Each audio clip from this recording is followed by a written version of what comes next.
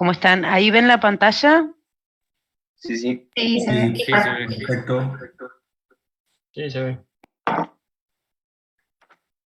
¿Estamos bien? Bueno, arrancamos entonces. Arrancamos, bueno, como decía la... Sí, Euge, ¿querías decir algo? No, que les pedimos que si es posible que tengan las cámaras prendidas, el audio por ahí no, excepto que preguntemos algo, como para que podamos ver e interactuar entre todos. La idea es eso, es ir presentando casos clínicos y que ustedes trabajen y se equivoquen ahora, ¿sí? No tengan vergüenza, digan lo que se les ocurre, es acá donde se tienen que equivocar, ¿sí? Así que la idea es eso. Arrancamos con casos clínicos, ¿sí? Bueno, arrancamos, imagínense ustedes estando en la guardia, ¿sí? Y le llega un paciente traído por el SAME de 28 años que como intento de suicidio, ¿sí? Él refirió una pelea, en realidad el familiar refiere que tuvo una pelea y que se tomó 10 comprimidos de clonazepam, ¿sí? Hace aproximadamente 2 horas, y 10 comprimidos de fenobarbital, más o menos hace 25 minutos, ¿sí? Esa es la información que tenemos hasta el momento. Cuando ustedes hacen el examen físico, lo encuentran clínicamente estable, con tendencia al sueño, responde a preguntas simples, lo notan atáxico, con cierta hipotonía muscular, las pupilas intermedias con un reflejo fotomotor lento, una cardíaca de 85, una respiratoria de 20, una TA de 110-65 y satura de 97% aire ambiente. ¿Qué harían? ¿Qué conductas a seguir? ¿Qué piensan? Aspirado y lavado gástrico. A ver, ¿quién más? ¿Cómo harías? ¿Cómo lo harías? Charlie, ¿verdad?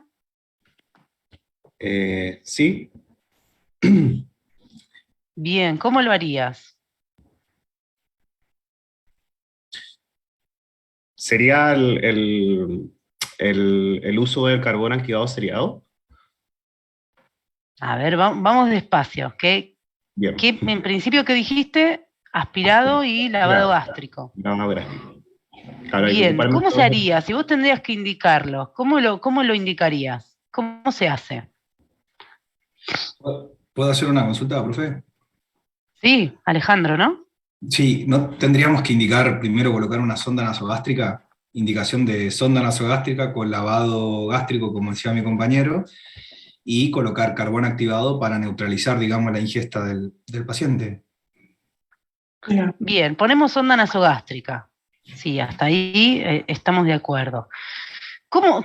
El mecanismo, digamos, cómo indicarían el lavado gástrico? ¿Alguien que está del otro lado, ustedes en guardia y le tienen que decir al enfermero cómo lo tienen que hacer? ¿Cómo lo indicarían? Creo que podría empezar con solución fisiológica de 60 centímetros, por ejemplo. Lo mismo que inyecta tiene que salir. Bien, así que hasta ahora dijimos, ponemos la sonda nasogástrica, siempre asegúrense de estar en estómago, ¿sí? Y eso lo hacen auscultando, estirando un poco de aire, ¿sí? En forma de un bolo rápido y auscultando a nivel gástrico que llegue, ¿sí? Eso nos aseguramos en estar en estómago y no en vía aérea, ¿sí? Estamos en estómago, como decía Alfredo, instilamos más o menos 60 de solución fisiológica. ¿Y cómo lo sacamos? Aspirando un poquito con la jeringa. Aspiramos con la jeringa, en general sirve la de 60 o pueden hacer por diferencia de presión, ¿sí?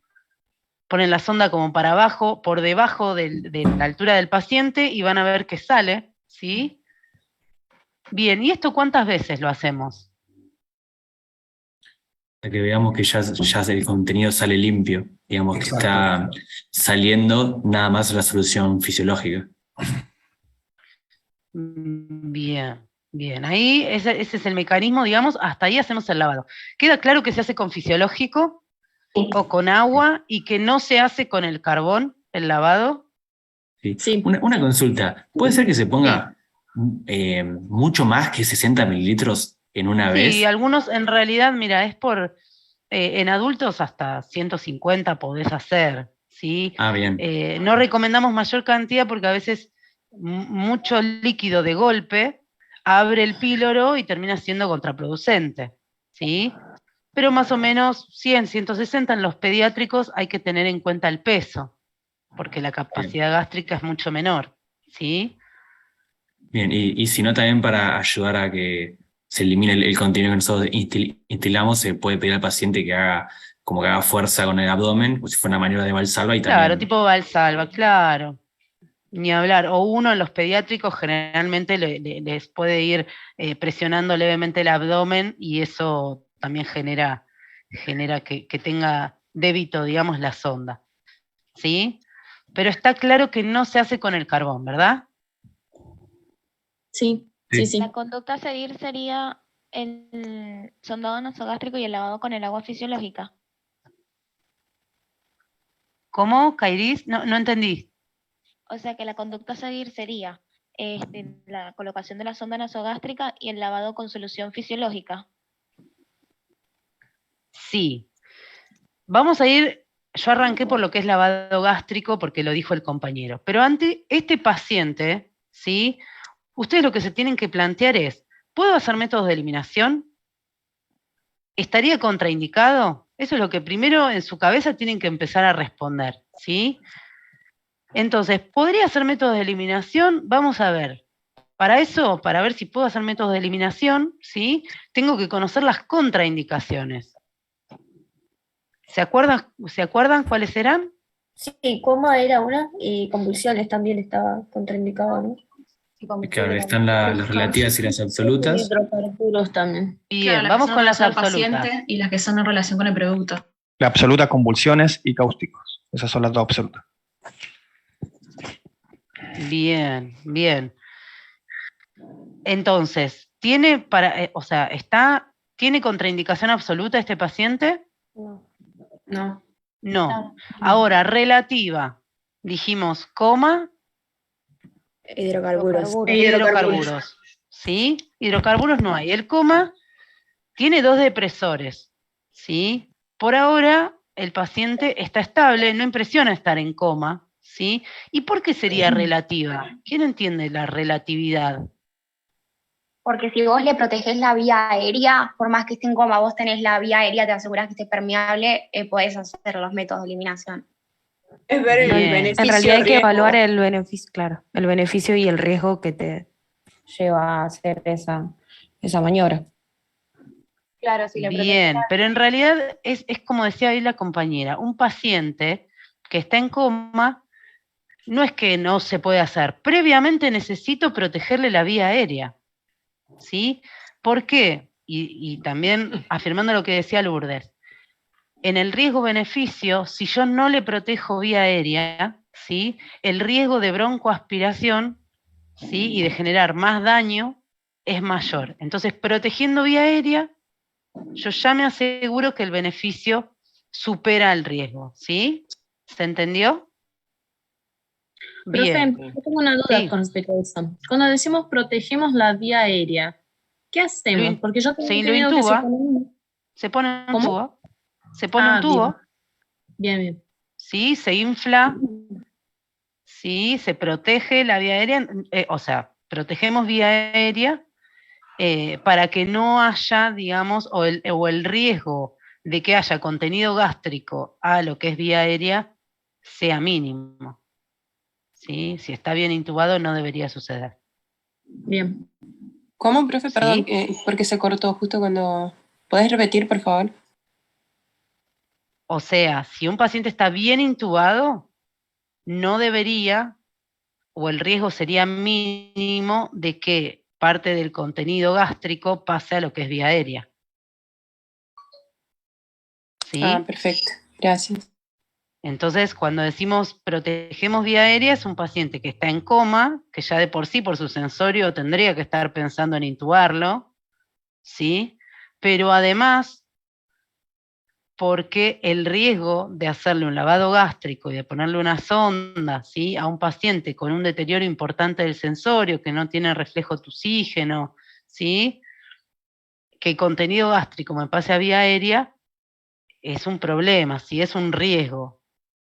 Estaría produciendo mayor daño en ese caso, ¿sí? Entonces protejo vía aérea y el beneficio pasa a superar el riesgo. ¿Se entendió? El riesgo sería la neumonitis química, ¿no? No. En este caso, No, o sea, por broncoaspiración. el riesgo sería la neumonitis química para los hidrocarburos.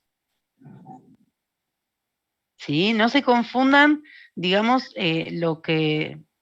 la relatividad entre el paciente comatoso y el paciente que toma hidrocarburos, ¿sí? En el caso del coma es la neumonitis que te puede producir la broncoaspiración del contenido gástrico, básicamente, que no es una neumonitis química, no es lo mismo, digamos, ¿sí? ¿Sería una neumonía por aspiración? Claro. Exactamente. Y es bastante más complicada. Y más si venía con carbón, porque es un polvito que se pegotea y que es muy difícil después. Seguramente haya que hacer lavado bronquial alveolar, cepillado, etcétera, etcétera. Muy complicado. Por eso tampoco se da el carbón junto con el lavado. En realidad el lavado es una cosa y vos tenés que instilar líquido y sacar líquido para sacar el contenido gástrico. O sea, no tiene sentido que vos hagas un lavado con carbón porque la idea es que lo saques. Además de que podés tener y tenés riesgo de broncoaspiración, pero en realidad no tiene utilidad. Primero haces el lavado gástrico, que es un método de eliminación, y después neutralizás con el carbón. El carbón se tiene que eliminar por materia fecal, no tiene que volver por la sonda. El carbón tiene que ir neutralizando todo lo que está en el tubo digestivo. ¿Se entiende? Sí, profe, gracias. Sí, profe. Bien, entonces volvemos a este paciente. Llega este paciente con esta clínica, empiezo a reflexionar y digo, ¿puedo hacerle métodos de eliminación? A ver, tiene contraindicaciones absolutas, no está convulsivando, no tiene clínica de causticidad, ¿sí? Que ahora después vamos a hablar un poco de eso. Entonces, absolutas no tiene, seguimos encaminados. Ahora, tiene contraindicaciones relativas, hidrocarburos, no está digamos, en lo que ingirió, tampoco tiene clínica, ni tiene olor, ni nada. El coma me queda. ¿Está el paciente comatoso? Todavía no, tiene un deterioro del sensorio, pero responde, ¿sí? Estaría bien. Entonces, ¿puede hacer los métodos de eliminación? A este paciente, sí. ¿Se entendió? Sí. Sí. Bien, entonces, vamos a la pregunta. ¿Puedo hacerle métodos de eliminación con el sensorio del paciente? A este paciente que me responde, si bien tiene cierta tendencia al sueño, un poco de hipotonía, pero me está respondiendo, ¿sí?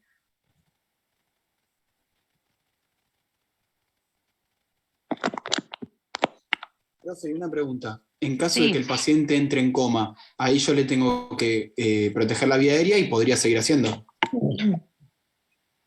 Totalmente, sí, sí. A este paciente por ahí hipotónico que está entrando con una tendencia al sueño, las precauciones que podemos tomar son ponerlo en decúbito lateral izquierdo, ponerlo un poquito levantada la cabecera, ¿sí? Teniendo en cuenta de que es un paciente hipotónico y con tendencia al sueño, y que tomó depresores del sistema nervioso, con lo cual puede ir evolucionando a eso mientras que le voy haciendo los métodos de eliminación. Pero no es necesario intubarlo porque no está en coma, y tampoco le vamos a dar sedantes para intubarlo porque complicamos más el cuadro. ¿Se entiende? Sí. Hay otros pacientes por ahí que ingirieron alguna otra cosa o que tienen algún otro cuadro clínico y que por ahí se decide pseudoanalgesiarlos y ponerles un tubo Paciente intoxicado, si podemos evitar poner cualquier otro psicofármaco que nos complique después la valoración del cuadro clínico, mucho mejor. ¿Sí? Perdón, Fer, que me... No, está bien. Es muy común que nos llamen y nos digan, está el paciente en coma con un Glasgow de 3 en 15, y lo intubamos. Y para intubarlo usamos midafenta. Y vos decís, pero estaba con una... O sea, el sensorio ya estaba lo más bajo y encima le agregan midafenta. Para nosotros se nos complica mucho porque a partir de ahí ya perdemos valoración de lo que son las pupilas, perdemos un montón de parámetros para llegar a un diagnóstico que se nos complica, ¿sí? Por eso, como decía la doctora, en toxicología, en lo posible evitamos agregar sustancias o medicación que nos pueda entorpecer, digamos, la clínica inicial. Pero bueno, si es necesario, es necesario. Perdón, si viene con esa intoxicación que se intuba sin sedarlo. ¿Cómo? ¿Cómo, María? Viene con ese Glasgow que usted dijo de 3 y no le podemos dar sedantes, ¿lo intubamos así? Sí. Sí. O sea, con ese Glasgow no vas a tener problema. Probablemente no sedarlo, necesite. Probablemente no necesite. Vos el sedante lo usás cuando tenés que hacer relajación muscular o que el paciente todavía tiene algún tipo de espasmo y demás, y que está comprometida. Por ejemplo, un gran quemado. Vos lo sedonalgesiás, porque necesitas que esté tranqui y que además estén relajados los músculos para que entre bien el tubo. Este paciente ya viene intoxicado, ya está medicado por sí mismo, por decirlo de alguna forma, no es necesario que le agregues más. No es que está contraindicado y que no le podés dar medicación. Si la necesitaras por alguna cuestión, te la vas a indicar. Lo que decimos es que ante un cuadro que no te complica la clínica, no te complica el pronóstico en principio, no es necesario agregar más medicación, ¿sí? Entonces lo vamos a esperar, vamos a hacer todo lo posible para que se deje de absorber, para tratar de neutralizar y para tratar de favorecer la eliminación de ese tóxico. Si luego en la evolución ese paciente se deprime más, lo intubamos. Si no, vamos esperando. ¿Sí? Bueno, seguimos entonces. Le pudimos hacer el lavado gástrico, ¿sí? Pusimos la sonda nasogástrica, nos aseguramos de estar en estómago, comenzamos con la instilación de entre 120, 150 mililitros de solución fisiológica o de agua, ¿sí? De agua potable. Esa cantidad de líquido es la que tiene que salir, ya sea por aspiración con la jeringa de 60 o por diferencia de presión. Se puede comprimir levemente el abdomen como para ayudar a que haya débito por la sonda, ¿sí? Hasta que salga transparente. No importa cuánto líquido necesiten usar, ¿sí? Porque a veces sale comida, salen fideos, sale yogur y sale lo que se les ocurre. Es hasta que salga transparente. Si tienen que usar 5 litros, son 5 litros, si tienen que usar 2 litros, son 2 litros, ¿sí? La idea es hasta que salga transparente. ¿Sí? Sí. Bien, seguimos. Sí, perfecto. Hicimos, primero siempre se aspira, una vez que estamos en estómago, generalmente aspiramos. Es otra forma de asegurarnos que estamos en estómago, ¿sí? Cuando uno pone la sonda y aspira y ya viene contenido gástrico, uno se queda tranquilo, ¿sí? Bueno, hicimos el aspirado, hicimos el lavado gástrico y es muy positivo, ¿sí? ¿Cómo seguimos? Con carbón activado sería. Bueno, vamos. Neutralizando, Carbón activado digamos. como neutralizante, sí. ¿Cuánto usamos? ¿Cómo lo preparan? ¿Cómo lo pasan? ¿Cómo lo dan? 40, en adultos era de 40 a 60 gramos de carbón activado, disolverlos entre 100 centímetros cúbicos. Se preparaba el carbón activado. Bien. Se introduce directamente por la sonda. Bien. Hay que mezclarlo con el agua. Bien, eso que dijo Ivana es un dato, no se mezcla, ¿sí? No se mezcla con el contenido del lavado gástrico, ¿sí? Entonces, como decía el compañero, ¿sí? 1 gramo kilo, entre 40 y 60 gramos de carbón, lo preparan en un vaso, ¿sí? De agua o de solución fisiológica y lo pasan por la sonda. ¿Qué hacemos después? Alguien lo dijo. Hay que dejarlo activar. Hay que dejarlo- Se espera 1 hora. Claro, se clampea la sonda y se lo deja durante 1 hora para reactivar. Ahí está, parece un dato que a la pasada uno no le da importancia, pero es súper importante. Clampeo la sonda, ¿sí? Si la dejo abierta, el débito, o sea, me va a salir por la sonda nasogástrica el carbón, ¿sí? Se clampea la sonda, ¿sí? ¿Por dónde dijimos que tiene que eliminar el carbón? Por el intestino. Por el intestino. Por la vía Materia digestiva. fecal. Por materia fecal, ¿sí? Bien. Lo dejamos actuar 1 hora y Ivana decía que le damos purgante. ¿Cuánto le damos? Puede ser 20 que sea 40 mililitros de leche de magnesio. Sí, en adultos, anímense, puede ser leche de magnesio, ya casi no se consigue, usamos lactulón generalmente, ¿sí? 40 mililitros, por encima de 40, no tengan miedo con eso, ¿sí? ¿Eso es para qué? ¿Por qué le damos el purgante? Y para estimular que se elimine justamente por las heces. Bien, Que tengan sí, menos el carbón contacto activado tiene como efecto adverso la constipación, entonces favorecemos la eliminación con el purgante. ¿Sí? Porque el carbón activado, al interactuar con el contenido, es como que formaba unas macromoléculas que no se podían absorber, ¿no? Entonces la única chance era eliminarlas por materia fecal. Así es, se usa como neutralizante. Se producía ¿Sí? una diarrea ómnica. Adsorbe, no se confundan en los textos porque quizás lean adsorber, ¿sí? Que no es lo mismo que absorber.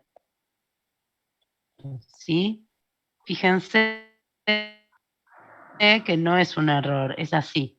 Quizás ya lo hayan leído en cuanto al carbón activado, ¿sí? Pero es como decía Patricia, si se forman macromoléculas, no en todas las sustancias es útil el carbón activado como neutralizante.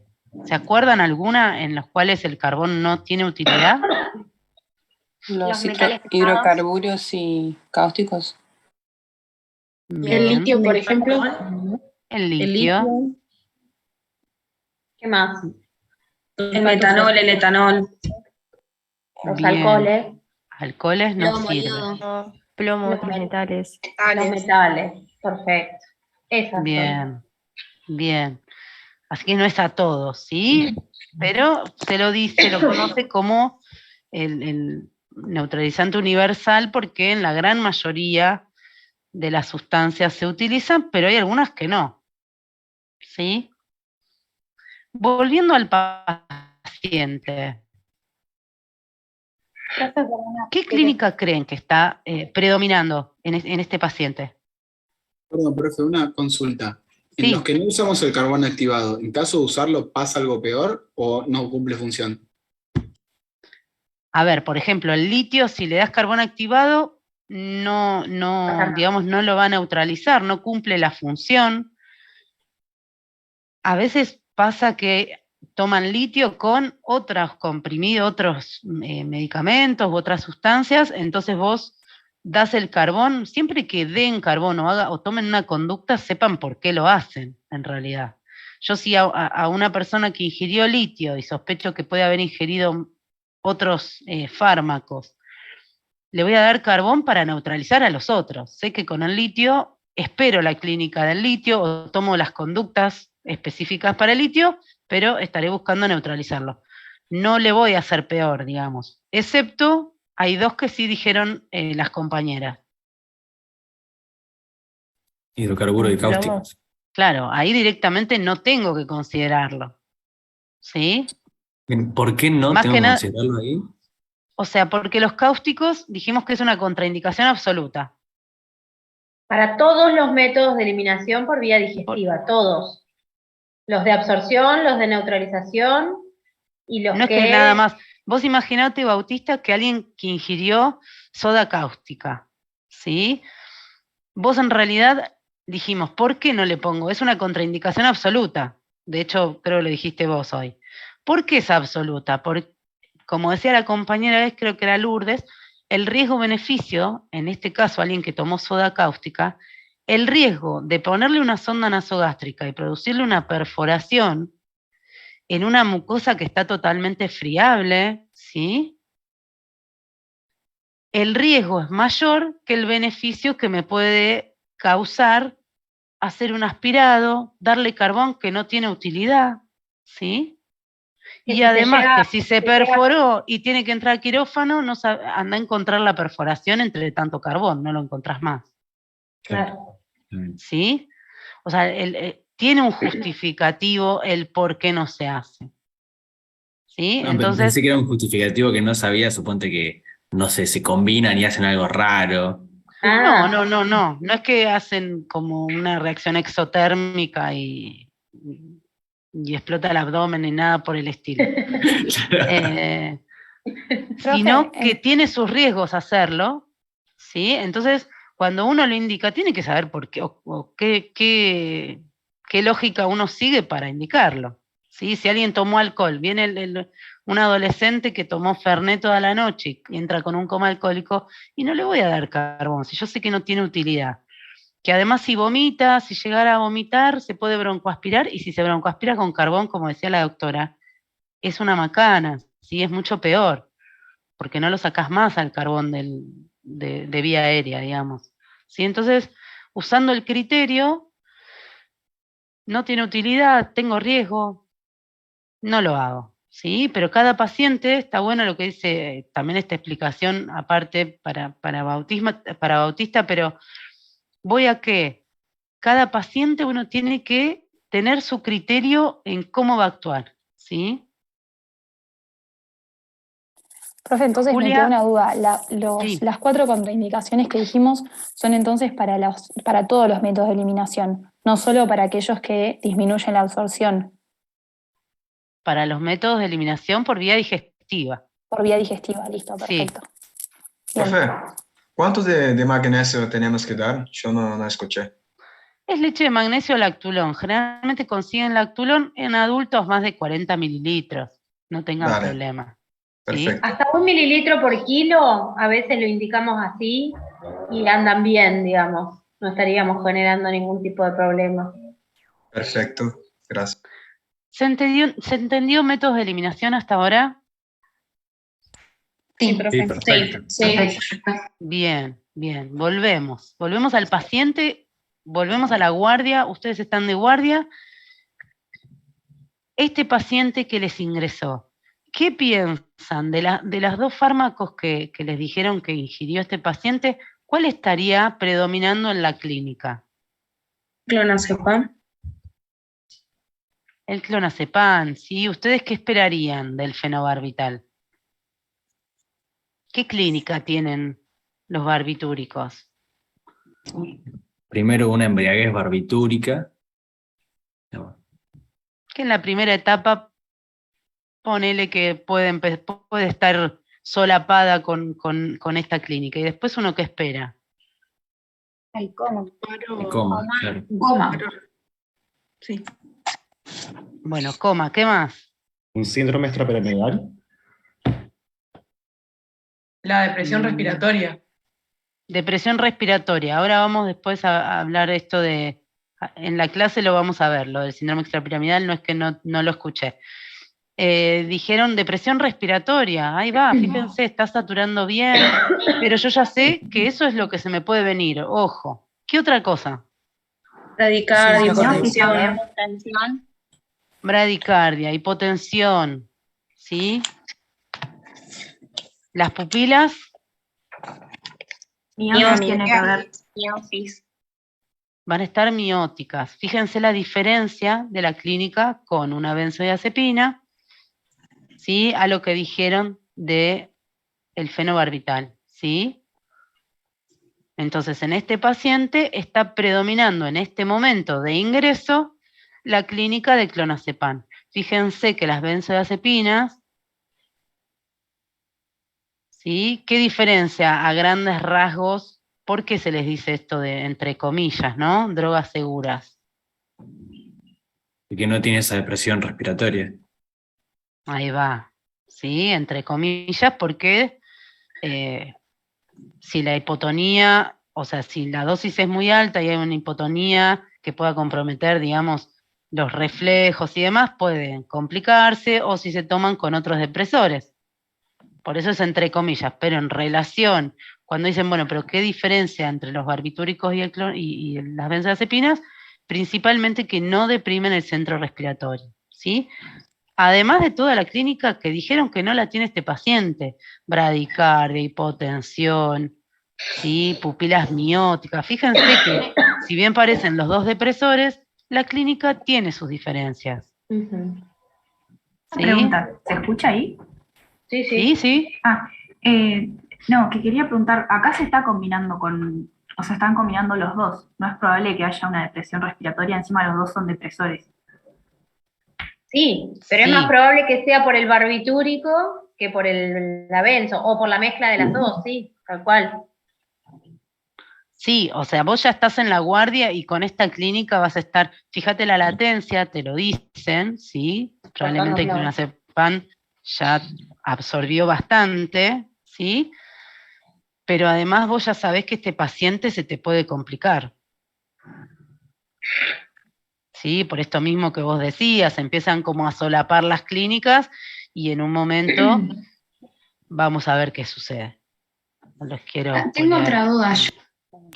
Además de la depresión respiratoria que haría, digamos, el fenobarbital, a diferencia de las benzo, otra sería que las benzodiazepinas no bajarían tanto el nivel de conciencia o la vigilia. Te pueden provocar un coma. No, sí, te pueden dar un coma, ¿eh?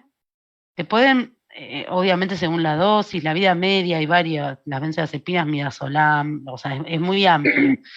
De hecho, el midazolam se usa para inducir, digamos, para intubar y demás. Lo que tiene es eso, que no deprime el centro respiratorio. Pero el coma te lo puede dar, se habla como de un coma más superficial. Pero por esto mismo. Pero no es dependiente de la dosis. Claro, depende de la dosis. Claro, si hay mucha concentración de benzodiazepinas, el paciente seguramente entra en un coma profundo, pero es un coma que, si es solo benzodiazepinas y el paciente se mantiene bien hidratado y no tiene patologías respiratorias previas o alguna otra comorbilidad, es un coma que no compromete la vida. Por eso nosotros las llamamos drogas seguras. Porque el paciente puede estar, es como Cenicienta, básicamente. Bien dormido, pero está bien, digamos, entre comillas. Son las 3, te aviso porque... Dale, te doy 10 minutitos. Ah, la hora. Bien, bueno, seguimos. Consulta, si tiene un coma por benzodiazepinas, yo le podía dar flumazenil, ¿verdad? Ahora vamos, sí. Ahora lo vamos a charlar. No, sí. No, sí, ahora lo vamos a charlar, pero está bueno lo que decís. A este paciente, ¿vos le darías o no le darías?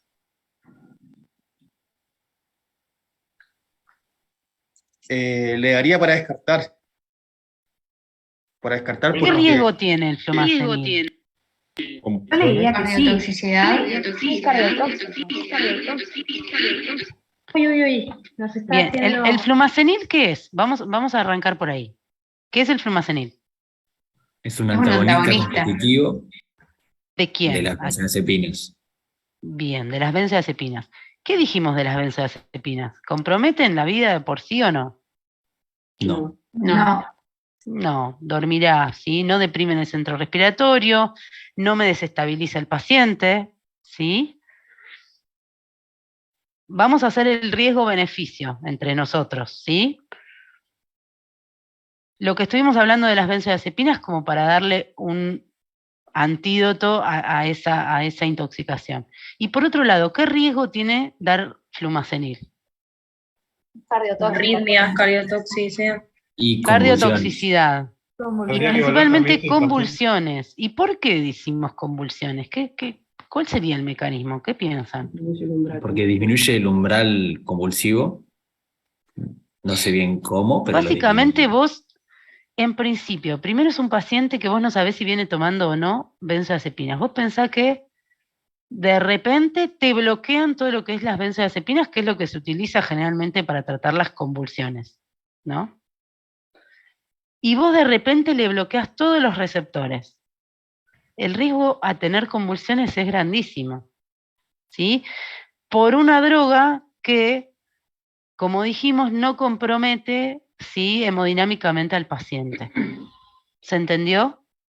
Está perfecto. Por ende, tiene muy pocas indicaciones, ya cada vez se lo está sacando más. Sabemos que en las guardias está en el carro de paro y demás.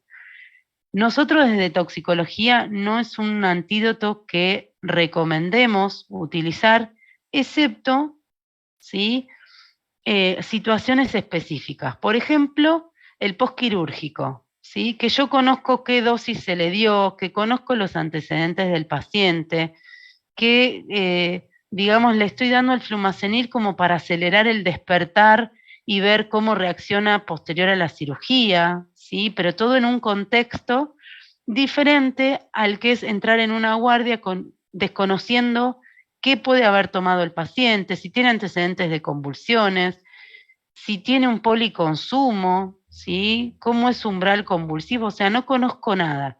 El riesgo, en ese caso, de pasar flumazenil, el riesgo de que tenga una convulsión y además desconociendo sus antecedentes cardiovasculares, el riesgo de cardiotoxicidad es mayor, ¿sí? Por ende, no lo recomendamos. Profe, ¿Se entendió? Sí. Una consulta. En el teórico también nos dijeron en sobredosis masiva. ¿Cuál sería un ejemplo de un caso? Por ejemplo, acá había asociado barbitúrico. ¿Cuál sería el ejemplo? Como para pensar. En general tenés que saber que solo tomó benzodiazepinas, que es un paciente que está en coma sin compromiso hemodinámico ni que te hagan sospechar otros signos clínicos que no hay otra sustancia involucrada, ¿sí?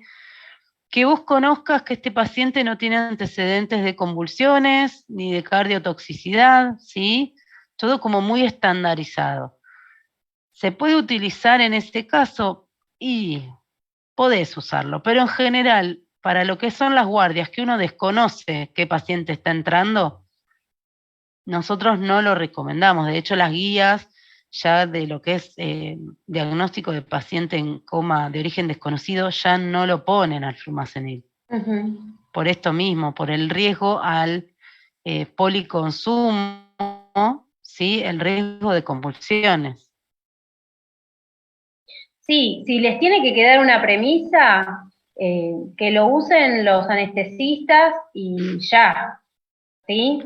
Además, fíjense que el riesgo la guardia es para...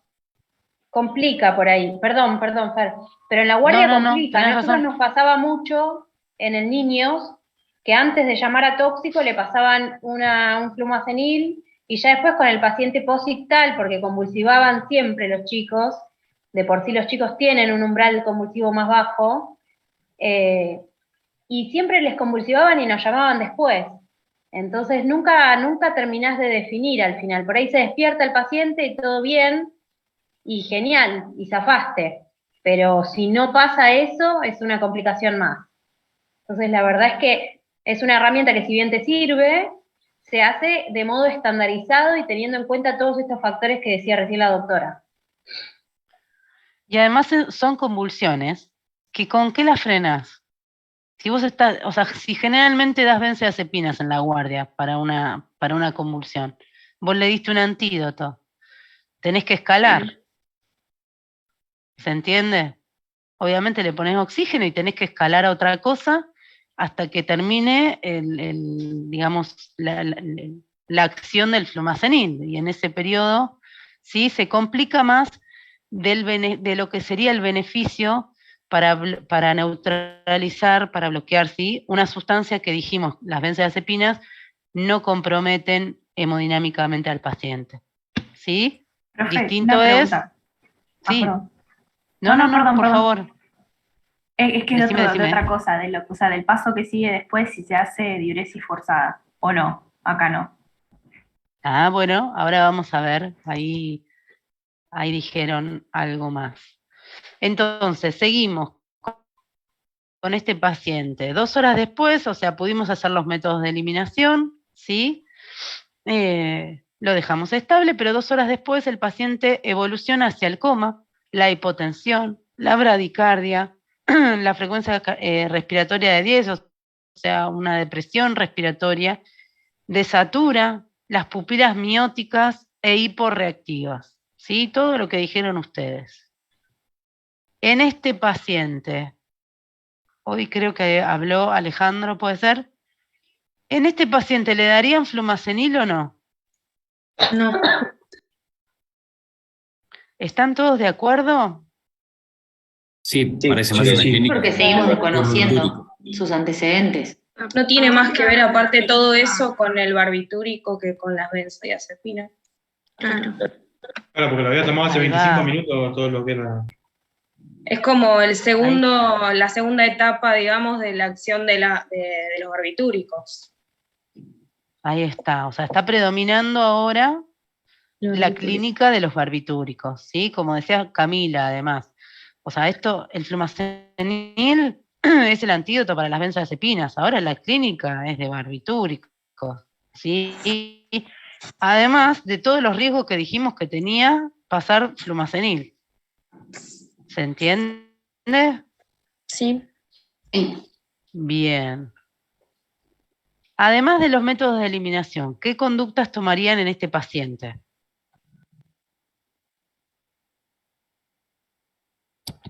En este nuevo paciente, ¿sí? En esta evolución, en cómo fue empeorando clínicamente. ¿Qué harían?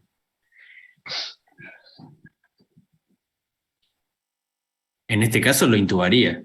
Claro, bien, intubamos, perfecto. Y después de intubarlo, intentaría hacer una diuresis forzada alcalina. Bueno. ¿Te acordás, ¿Hidratarlo, cómo no? se hace? Bien, ahí está, medidas generales. Le ponemos una vía y lo hidratamos. Claro, bien, y lo hidratamos intubamos, con protegemos vía aérea, perfecto. Ahí Bautista dice diuresis alcalina. ¿Por qué? Sí. ¿Qué utilidad tiene? Porque lo que va a permitir es que se elimine por vía urinaria más rápido, ya que no va a poder reabsorberse porque se va a ionizar en el túbulo renal. Bien, ¿te acordás? Martín, ¿vos te acordás cómo se hace? ¿Cómo puedo llegar a lograr? Perdón. ¿Cómo? ¿Puedo hacer una preguntita? ¿Interrumpir un segundo? Sí. El tema del volumen, cuando se le pasa una expansión para lavar por vía periférica, ¿cuánto es lo que se le pasa? Más allá del tema cardíaco, que un paciente, digamos, que no tiene un riesgo, no sé, ¿cómo vamos de a poco. Una cosa es una expansión, que vos lo quieras expandir porque el paciente está hipotenso. ¿Sí? Desde lo clínico vos buscás expandirlo, ¿sí? Ahora, expandir para lavar, en tóxico no lo usamos, no está bien, ¿sí? Bien. ¿Sí? O buscas, como decía Bautista, generar una diuresis alcalina. La diuresis forzada per se ya no se utiliza, quizás ustedes lo han visto en la bibliografía, que utilizan con glucosado y demás, no se usa, ¿sí? Esto de aumento del volumen para lavar, no lo usamos, ¿sí? Hay muy pocas indicaciones que no es desde lo tóxico, es más desde lo clínico, que yo voy a aumentar el plan de hidratación a costa de conseguir una diuresis mayor, pero no es más desde lo clínico que desde lo toxicológico, ¿sí? Perdón, en ese caso específico... ¿Es por el riesgo de edemas, por ejemplo, edema cerebral o por el estilo? Sí, porque además, o sea, primero el riesgo, digamos, el riesgo desde lo clínico. Y además, la vida media no es que la acortás aumentando el plan de hidratación. ¿Sí? desde lo tóxico, esa sería la respuesta. No disminuye la vida media vos aumentando el plan de hidratación. Tal cual. Excepto que alcalinices, y ahí sí favoreces la eliminación. Alcalinices la orina, ¿no? Ahí sí aumentás la eliminación. Pero si no, el expandir para lavar en toxicología no se usa. ¿Sí? En este paciente sí estaría indicada una expansión por la hipotensión que tiene, pero desde lo clínico, no hablando desde lo toxicológico. ¿Se entiende? Sí, perfecto. Bien. Bueno, entonces, medidas generales. ¿Qué hacemos con este paciente? Lo intubamos, ponemos un plan de hidratación. Profe, ¿no deberíamos colocar también una sonda vesical? Bueno, sí, es un paciente que probablemente vaya a terapia y además tengo que tener bien cuantificada la diuresis. La diuresis y los volúmenes que entran, salen y demás. Así que sí. ¿Qué otra cosa? ¿Serían un laboratorio? También seguiríamos con el carbón, pero de forma seriada ahora. Bien, bien. Vamos por partes. Hoy Bautista hablaba de alcalinizar orina. Antes de alcalinizar, lo que yo tengo que conocer... Sí, pero yo antes de conocer el pH, cómo está el pH, claro. Ahí va, perfecto. Y llevarlo hacia un pH más alcalino que oscila entre los 7,5 o 8,5. Y por eso pedimos ese laboratorio para ver cómo está, o sea, cómo está el pH ahora y cómo va a ser cuando administremos el bicarbonato de sodio, que por lo general va a ser de 2 a 3.000 equivalentes kilo. Perfecto. Bien, pero ¿qué pH estamos hablando? No veo quién habla, perdón. ¿Cómo es tu nombre? Se imaginan. ¿Cuál fue la pregunta, perdón? O sea, en un momento dijeron medir el pH. Sí, el pH de la orina. Yo les pregunté el pH de la orina, dicen. Pero previamente a alcalinizar la orina, ¿qué tengo que saber? ¿Qué tengo que conocer de este paciente? El medio interno. El medio interno, ¿sí? Porque le vamos a dar bicarbonato. Ahí va. Se entiende que el bicarbonato es endovenoso, ¿no? Sí, sí. Tener un ionograma de control, ¿no? Ahí va. No puedo pasar bicarbonato sin conocer el pH sanguíneo de esta persona, cómo va a estar el potasio, ¿sí? Todo lo que es el medio interno, cómo van a estar los riñones. Función renal. Ni hablar, como decía Ivana, ¿sí? O sea, previo a decidir alcalinizar, pero está muy bien, o sea, al pensarlo, en decir, este paciente se me está complicando, yo tengo que tomar todas las medidas, pensándolo desde lo toxicológico, para aumentar la eliminación de este tóxico. Listo, pienso en alcalinizar. Antes de alcalinizar necesito saber medio interno, pH, función renal, ¿sí? Si todo eso viene bien, decido empezar a alcalinizar la orina. ¿Se entendió? Y ahí sí, alcalinizo la orina. Mi objetivo, como decía el compañero, es llevar el pH urinario con tiritas reactivas se hace, ¿sí? Llevar el pH urinario a 7,5-8,5. ¿Sí? Y también decía uno de los compañeros, realizar la diálisis gástrica o carbón seriado. ¿Cómo se hace esto? ¿Se acuerdan?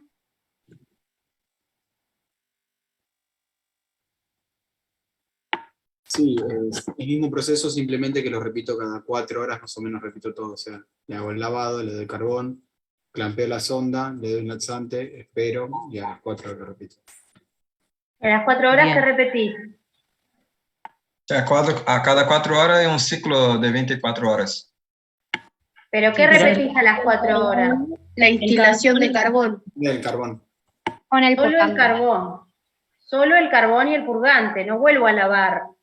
Porque el lavado es solamente al inicio para sacar todo lo que está en el estómago.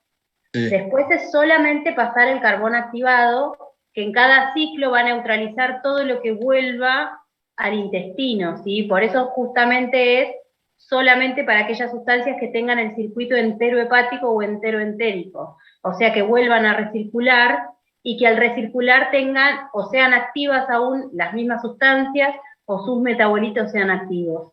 ¿Se entiende? Sí, eso que yo iba a preguntar. Para hacer esta forma seriada, el paciente no puede estar en coma, ¿no?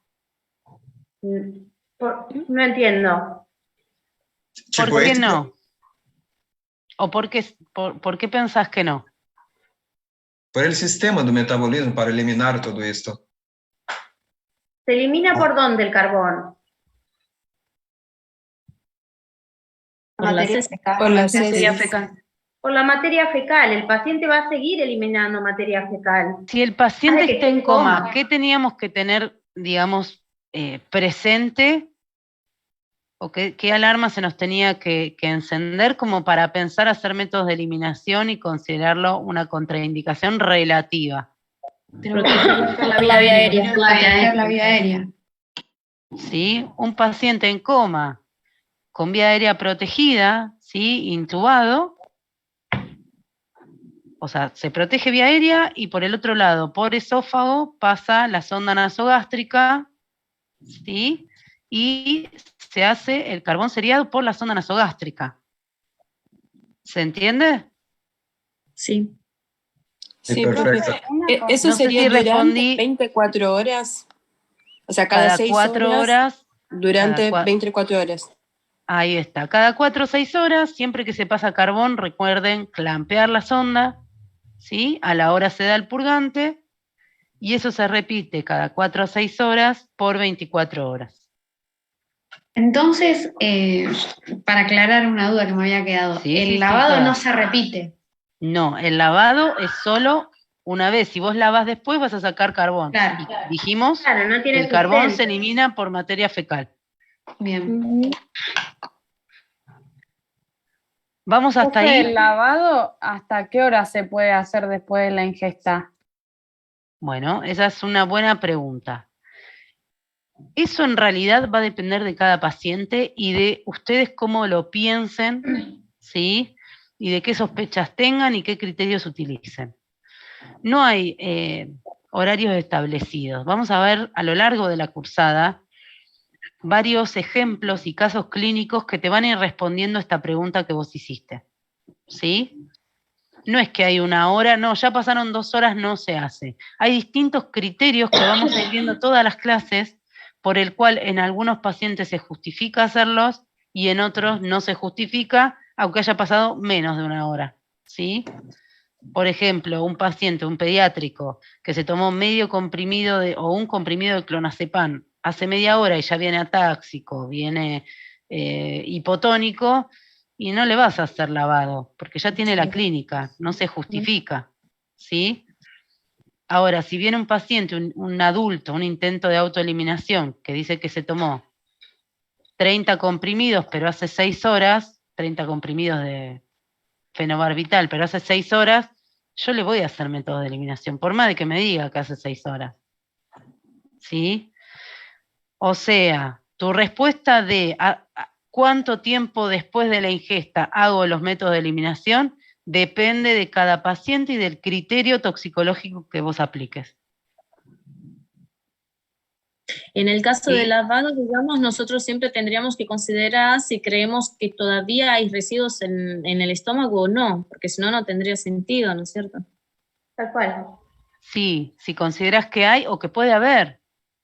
Porque en el caso del pediátrico, por ejemplo, que consumió, que vos diste el ejemplo, ¿no? Que consumió media pastilla, en ese caso ya tiene clínica, o sea que ya la absorbió.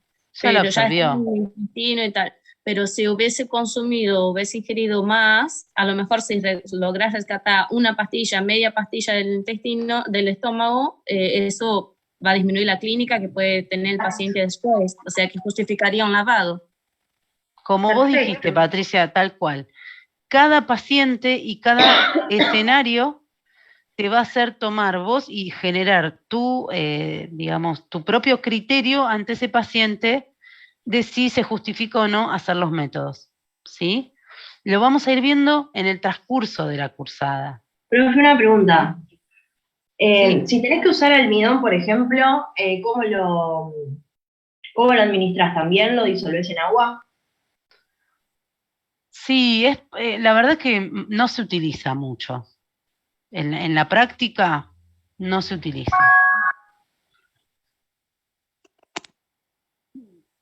No sé, no es algo que usemos frecuentemente ni que indiquemos. Claro, yo preguntaba en el caso de que no haya carbón activado en la guardia. ¿Qué ha pasado? Mira, o sea, no es algo que es raro que en una guardia no haya carbón activado. Es como que no haya adrenalina. Pero si así sucede, la verdad que no es algo que se indique el almidón. No. Es la realidad.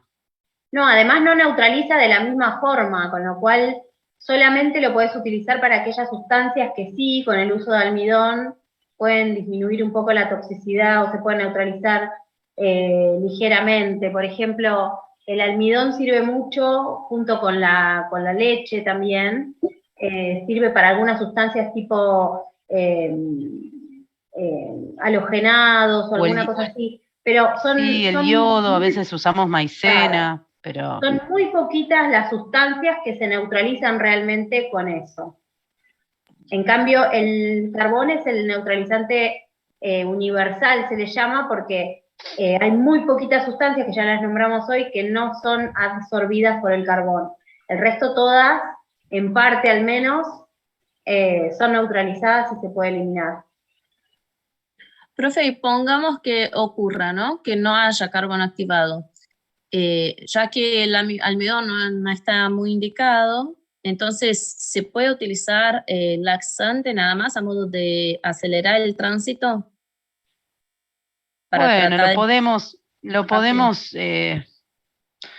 a ver, se puede ir considerando, ¿sí? Hay que ver si no genera una diuresis osmótica, ¿sí? Si no son comprimidos de liberación prolongada, en general, si uno acelera digamos, la catarsis, ya se absorbe igual. Entonces hay que ir viendo.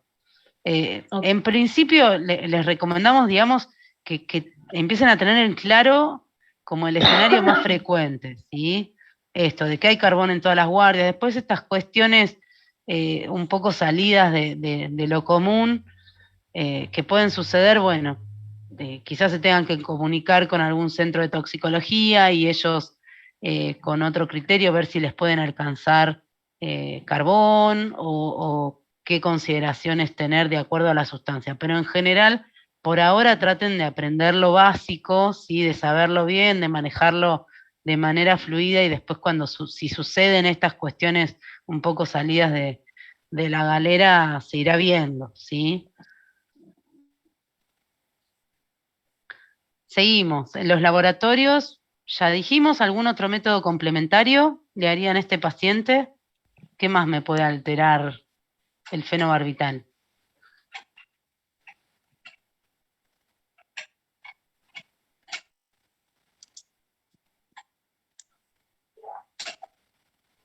¿Se usa hacer dosaje de benzodiazepina, de fenobarbital? ¿O no lo hacen? Bueno, ¿lo indicarías ahora, Delfina? Soy Victoria. No sé si se hacen normalmente en los hospitales. ¿Alguien haría?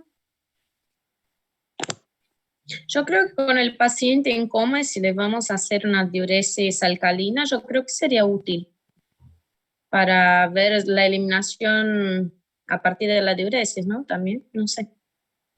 Hacerle un electro por la cardiotoxicidad y lo de las arritmias. Bien, el electro y el monitoreo cardiovascular está perfecto. Ahora, pedirían el fenobarbital para dosarlo. Fenobarbitalemia se hace en sangre, sí, en suero en realidad. Benzodiazepinas también se puede hacer, pero generalmente se pide en orina. ¿Sí? ¿Harían a este paciente? ¿Le pedirían? ¿Por qué sí? ¿Por qué no?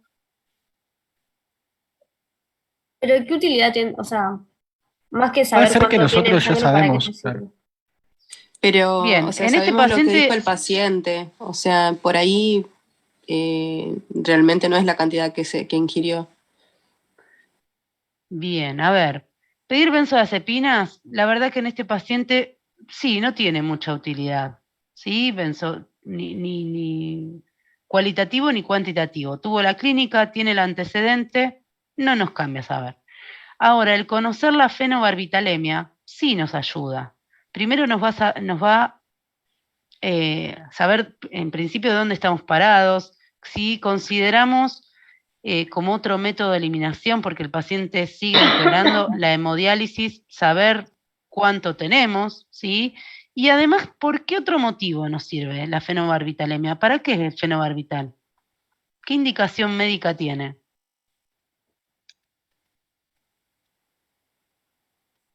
¿Para las convulsiones? Claro, Para convulsiones. ¿Y alguien sabe si este paciente tenía convulsiones o no? ¿Es un paciente epiléptico? No, es uno de los puntos de la anamnesis que tenemos que profundizar. Bien, entonces al desconocer ese dato, debemos saber dónde estamos parados. ¿Por qué? Porque además, si le vamos a hacer, si es un paciente que toma fenobarbital por convulsiones y yo le estoy haciendo carbón activado seriado y estoy alcalinizando la orina, aumentando la eliminación, y yo no sé en dónde estoy parada en la fenobarbitalemia, me puedo bajar por debajo del rango, ¿sí? Y hacerlo convulsivar al paciente, ¿sí? Hay una cuestión ahí, Entonces, Micaela decía en el chat, perdón, por cuestiones médico-legales, en realidad no, porque las muestras que nosotros tomamos en el hospital no tienen cadena de custodia, entonces no nos sirve demasiado para eso. Sí, para completar la historia clínica y tenerla la más prolijo posible, y como decía la doctora, más que nada por cuestiones clínicas y médicas, de no hacer una macana de más. Pero no tiene mucho que ver con algo legal, porque como no tiene cadena de custodia, a menos que eso se pida por un juzgado y que se necesite, digamos, por alguna cuestión particular, se hace intervenir a policía científica y ahí sí, ellos lo hacen todo en los laboratorios o con algún profesional de policía científica, y eso sí tiene custodia y tiene valor legal sobre todo. Pero por el resto no tiene mucha indicación en cuanto a lo legal. Sí, siempre nos vamos a manejar por un pronóstico posible del paciente, y como decía recién la doctora, si el paciente toma fenobarbital y se lo sacamos completamente, probablemente comience a convulsivar por necesitar algún fármaco, ¿sí? Y si yo sé que el paciente no tiene convulsiones porque, no sé, vino la pareja o algo y lo informó, ¿se pediría igual se dosaría el fenobarbital? Si tenés posibilidad de dosarlo y es un paciente que está en coma y demás, sí, se hace, porque además ya te digo, vos también tenés, si ves que no mejora, tenés la posibilidad de o por ejemplo que empiece a tener falla renal, que es uno de los órganos blancos de los barbitúricos, tenés la posibilidad de hemodiálisis. Entonces el saber dónde estás parado es útil. Te habla de un posible pronóstico, ¿sí? Victoria, no sé si se respondió tu pregunta. Sí, entiendo. Por ahí me queda medio la duda de si fuera solamente una intoxicación por benzodiazepina, por ahí pediría dosaje de benzodiazepina en orina. O sea, siento que es bastante aplicable a cada paciente en particular, ¿no? Pero sí, en este caso particular entiendo por qué pedimos fenobarbital y no benzodiazepina. No es que está mal pedirlo, o sea, utilizando tu criterio, el decir por qué lo pediría, se justifica pedir el fenobarbital y quizás las benzodiazepinas no tengan mucha utilidad, porque tuvo la clínica, tiene el antecedente, y la verdad que te venga un positivo en orina, sí, me va a venir positivo. Lo querés emprolijar en la historia, te lo hacen, pero la verdad que desde el justificativo tuyo no tiene utilidad. Y ese criterio, como vos decís, Victoria, va a depender en cada paciente.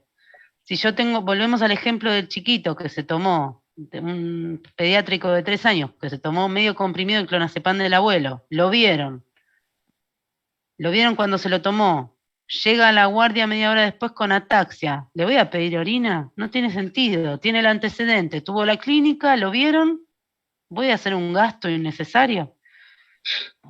Distinto sería ¿Se entiende? entrar en Sí, coma, se ¿no? entiende. Y Victoria, hoy habías preguntado si estaba disponible en todos lados. No, no en todos lados está disponible. En los hospitales de la provincia, en algunos, por ahí los anticonvulsivantes sí, y en otros tenés a veces las tiritas reactivas en orina, que cualitativos, no cuantitativos, y que a veces hacen reacción cruzada con otras cosas. Así es que, como no está disponible en todos lados, por eso más que nada utilizamos el criterio en cuanto a, como vos bien lo dijiste, cada paciente.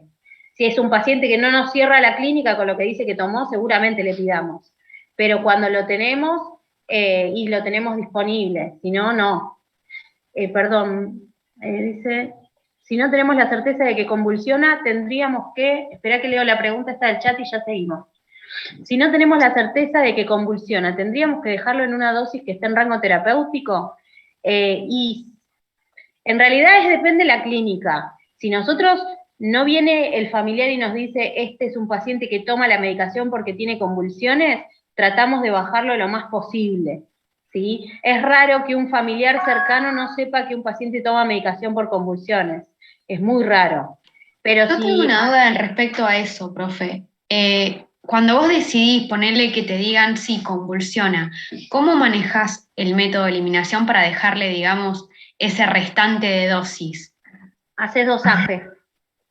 Haces un dosaje al ingreso y por ahí en vez de dejarle el carbón seriado por 24 horas, le haces 2 dosis más de carbón y te vas fijando, a menos que esté muy acidótico el paciente o empeore mucho la clínica, directamente no le pones la alcalinización urinaria y que lo vaya eliminando de a poco solamente con la hidratación parenteral. O sea, lo vas viendo. A veces el paciente te pide el bicarbonato porque se pone muy acidótico y tenés que corregirlo y de paso eso ayuda a eliminar. Pero manejás lo del carbón seriado y demás y pedís dosaje, ahí sí. Mandás a donde tengas que mandar, pero buscás el dosaje. ¿Sí? Perdón, Bueno, pero son y media. Sí, se nos pasó. Este chiquito, ¿qué clínica tienen? Vamos con esta. ¿Qué les parece que ingirió esta chica? ¿Le pondrían la sonda nasogástrica? No. Supongo que ingirió cáusticos. Cáusticos, seguro. Bien. Alguien que viene así, no se le pone la sonda, no se le pasa carbón, ¿sí? ¿Qué otra clínica de causticidad? Lengua de papilada, edema de labios, ¿qué otra cosa? Miren eso.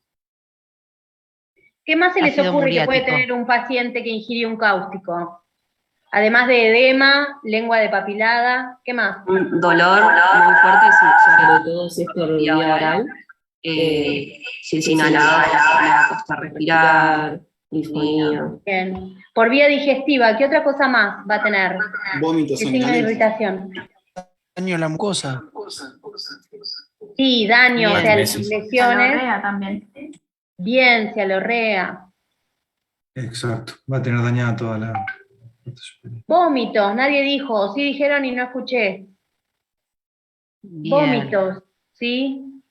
Fíjense la cialorrea, le cuesta tragar, ¿sí? Fíjense el edema de labios, ¿sí? No es la cialorrea del síndrome muscarínico, lo van a ver más adelante, cuando vean fosforados. Pero no es la cialorrea porque el paciente transpira y están aumentadas las secreciones. Es una cialorrea porque no puede tragar, ¿sí? Por el edema que tiene, ¿sí? Y acá hay una foto, estos pacientes los tuvimos nosotros, de lo que hace un cáustico a nivel ocular. Si a este chiquito no lo habían lavado. Se entiende que cuando hablamos de contraindicaciones absolutas, por cáusticos estamos hablando de ingesta, ¿sí? Por vía digestiva, no cuando es por piel o por vía ocular. Ahí sí se lava, se descontamina. ¿Se entiende la diferencia? Sí. quizás hacemos mucho hincapié en esto porque nos ha pasado, ¿sí? De que no, es una contraindicación absoluta lavar el ojo porque es un cáustico. Así queda, ¿sí? Las contraindicaciones absolutas son por vía digestiva. ¿Sí? Bueno, seguimos con la otra presentación, de última, después hacemos. Sí, porque si no, no llegamos.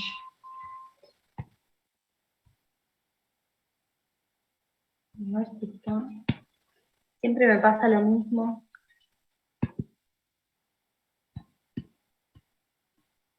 ¿Se ve ahí la imagen? Sí. Sí. A ver si lo puedo ampliar. ¿Ahí lo ven ampliado? Sí. Sí, profe. Perfecto. Bueno, vamos. Paciente masculino, 18 años, ingesta intencional con 30 minutos de latencia de tramadol, 50 miligramos, 3 comprimidos, y risperidona, 2 miligramos, 6 comprimidos. Intencional, ¿sí? Con intenciones autolíticas. Al ingreso, este paciente se encuentra con tendencia al sueño, está compensado hemodinámicamente, tiene 100 de cardíaca, 14 de respiratoria, sus pupilas están normorreactivas con tendencia a la miosis. ¿Qué hacemos con este paciente? ¿Qué es el tramadol y qué es la risperidona? A ver si se acuerdan. Tramadol es un opiáceo y la risperidona es Antipsicótico. Antipsicótico, muy bien. ¿Qué hacemos con este muchacho?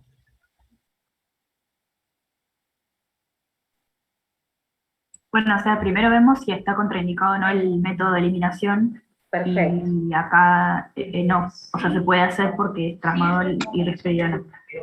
Bien. ¿Y porque el paciente cómo está? Claro, no está en coma tampoco. Hemodinámicamente estable. Perfecto. Si estuviera en coma, verificamos la posibilidad de hacer un control de la vía aérea y arrancamos. Y Micaela, ¿qué le harías de métodos de eliminación a este señor? A este chico, señor, digo yo. También un lavado gástrico con posterior neutralización con carbón activado. Perfecto, buenísimo. Primero la aspiración y después el lavado, ¿no? Está bien. ¿Todos de acuerdo? ¿Alguien en desacuerdo? ¿No? Bueno, bien. ¿Qué más tenemos que hacer? Quiero hacer una consulta. Una compañera dijo primero la aspiración y luego el lavado. Sí. No entendí bien por qué primero aspiración, luego lavado. Acuérdense que nosotros colocamos una sonda nasogástrica. La sonda tiene que llegar al estómago. Para nosotros constatar que está en el estómago, muchas veces el contenido viene directamente cuando llegamos al estómago por una cuestión de presiones. Muchas veces viene un poquito de contenido, pero lo ideal siempre es vaciar el estómago antes de administrar más líquido. ¿Por qué? Porque si yo supero la capacidad gástrica, ese píloro se va a abrir y se va a absorber todo lo que estaba dentro del estómago, ¿sí? O va a pasar en realidad al resto del tubo digestivo y ya no voy a poder hacer ese lavado gástrico, ¿sí? Entonces, primero aspiro, además, por una cuestión de ver qué es lo que viene. Cuando yo aspiro, saco el contenido y muchas veces, si hay todavía la papilla del fármaco o algo que comió que me pueda servir, yo eso lo puedo ver cuando aspiro el contenido. Si vemos que aspiramos, obviamente, si vemos que queremos aspirar y no podemos, hay algo que nos hace tope, no seguimos aspirando. Enseguida instilamos un poquito de líquido para diluir y después sí aspiramos.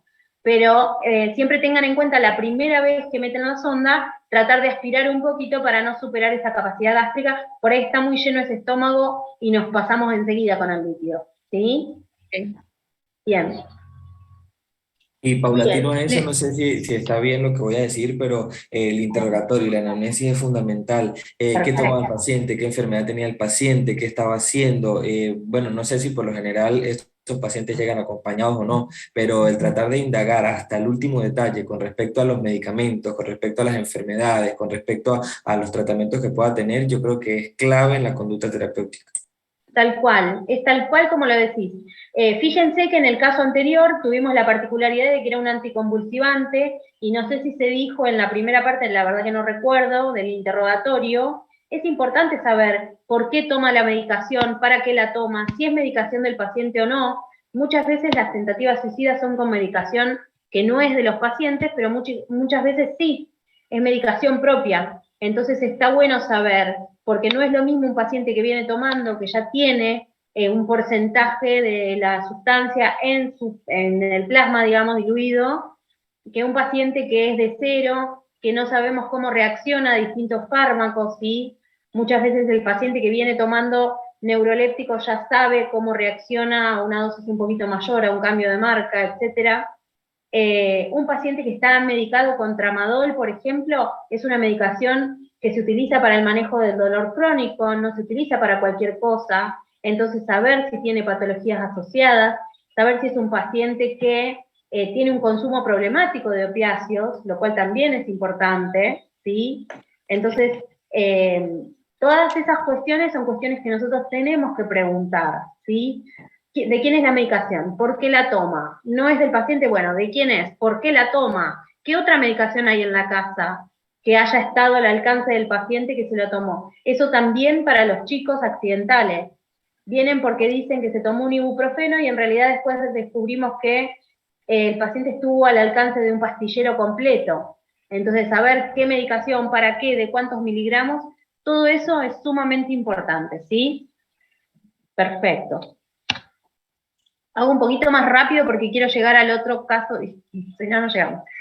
Bien, las preguntas al paciente y al familiar son las que estábamos hablando hoy, las que dijo el compañero, y las que más o menos fuimos dirimiendo un poco yo y un poco ustedes. ¿Qué es la naloxona? Un antagonista del reversor por excelencia. En este caso, este paciente, lo vuelvo a poner la filmina 1 para que vean cómo está. ¿Damos naloxona? ¿Darían naloxona? Por ahora no tiene la tríada de la intoxicación. ¿Cuál sería la tríada? Tendencia a la miosis. Miosis, depresión respiratoria y coma. Bien. ¿Qué diferencia tiene la miosis del opiáceo con la miosis del barbitúrico? Es puntiforme. La miosis del opioide es mucho más puntiforme, más chiquitita. Es puntiforme. Bien chiquitita se pone la pupila, ¿sí? Bien, en este caso no está con la tríada típica, si bien tiene un cuadro que podría ser un inicio de intoxicación con opiáceos o una primera fase de intoxicación con opiáceos, la verdad es que no está en coma, ¿sí? Recuerden que este tipo de fármaco, en este caso la naloxona sí, si yo se la doy a un paciente que consumió cualquier otra cosa, tiene muy poquitos efectos adversos. Tiene, ¿sí? Entonces no la uso indiscriminadamente, pero es distinto al flumazenil. El flumazenil sí tiene muchos efectos adversos que la verdad es que lo contraindican la utilización de cualquier otro fármaco. Pero la naloxona es bastante específico.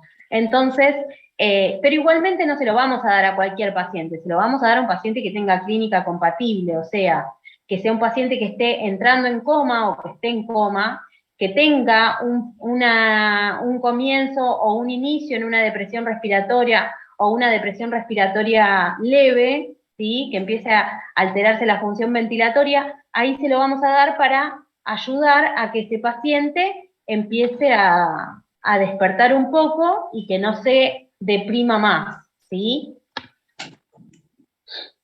Espérenme que no puedo Profe, pasar. una pregunta. Sí, claro. Entonces, ante la aparición de cualquiera de estos signos, ¿se indica la naloxona o tienen que estar combinados?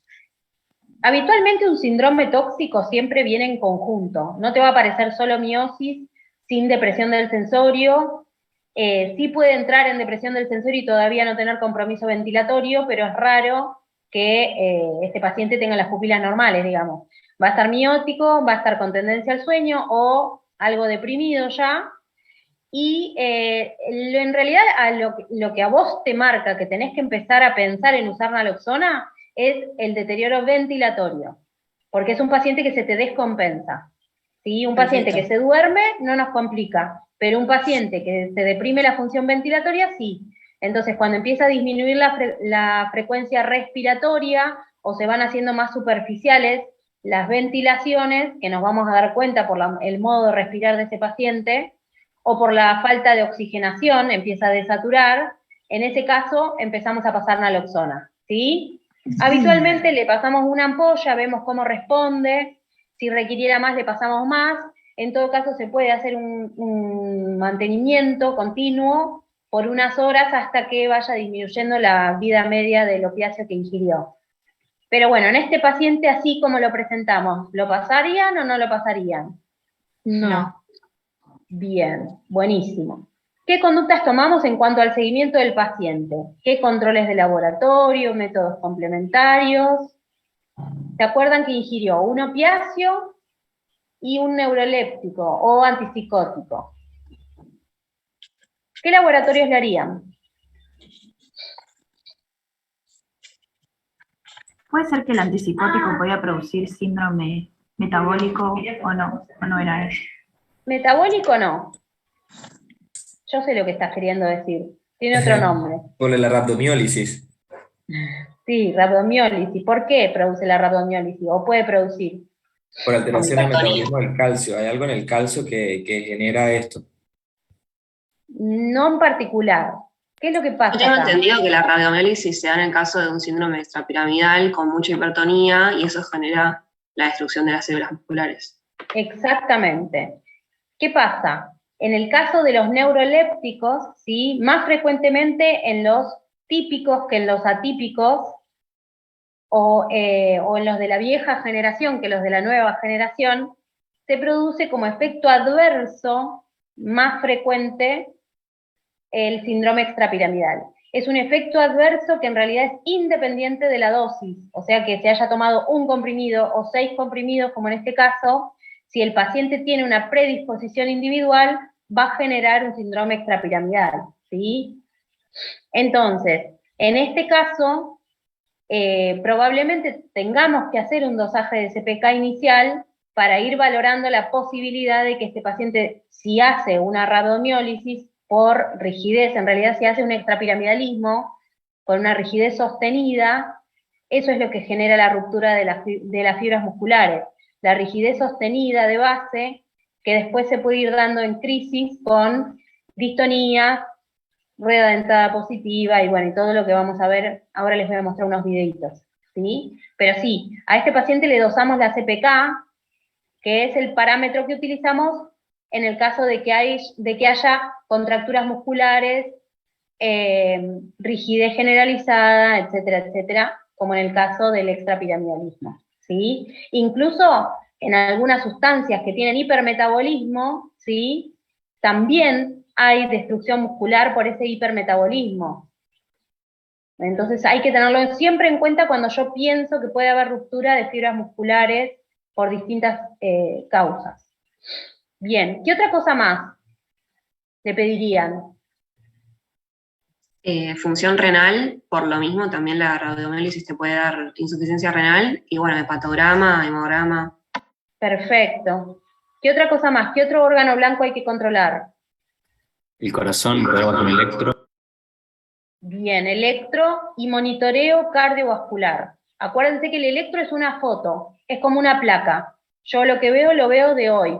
Ahora, mañana hace una alteración a nivel de cardiovascular y si yo no le hago un electro mañana no lo veo. Entonces, le pido un electro de base, donde podemos ver si hay alguna cosa que sea previa o alguna cosa que haya pasado hasta ese momento, y luego le hago un monitoreo cardiovascular no invasivo por lo menos las primeras horas, ¿sí? Bien. A las 12 horas de observación, este paciente comienza con rigidez de nuca, desviación conjugada de la mirada, protrusión lingual y cialorrea. ¿Clínica de qué? Síndrome extrapiramidal. A la exploración física se evidencia signo de rueda dentada positivo en los 4 miembros. Está un poco taquicárdico y ahí la frecuencia respiratoria en 20. Síntomas de síndrome extrapiramidal, dijeron ahí. Les puse acá la exploración física porque muchas veces se da como un cuadro tan brusco como el que yo les presento acá. Rigidez de nuca, desviación conjugada de la mirada, incluso puede haber crisis oculógira, ¿sí? La protrusión lingual y la cialorrea, muchas veces cuando lo presentamos en un caso clínico, para tomarles un examen, por ejemplo, se los digo ahora off the record, cuando les decimos el paciente está con cialorrea y con protrusión lingual, nos dicen cáustico. Bueno, fíjense el resto de las cosas que tiene el paciente, ¿sí? Un cáustico además tiene otras cosas. O nos dice, le decís cialorrea y enseguida dicen órgano fosforado. Ya lo van a ver la semana que viene que les va a quedar pegado el tema de las secreciones. Piensen en un conjunto. En tóxico nunca hay un signo aislado, siempre es un síndrome, ¿sí? Cada paciente va a manifestar el extrapiramidalismo de forma diferente.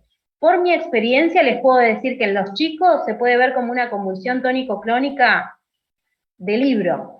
Y muchas veces llegamos después de que le pasaron todas las benzo, incluso a veces ya le colgaron la difenilidantoína y ahí recién nos llaman porque aparece en crisis seriado, ¿sí? Característica del extrapiramidalismo es un cuadro que aparece en crisis, ¿sí?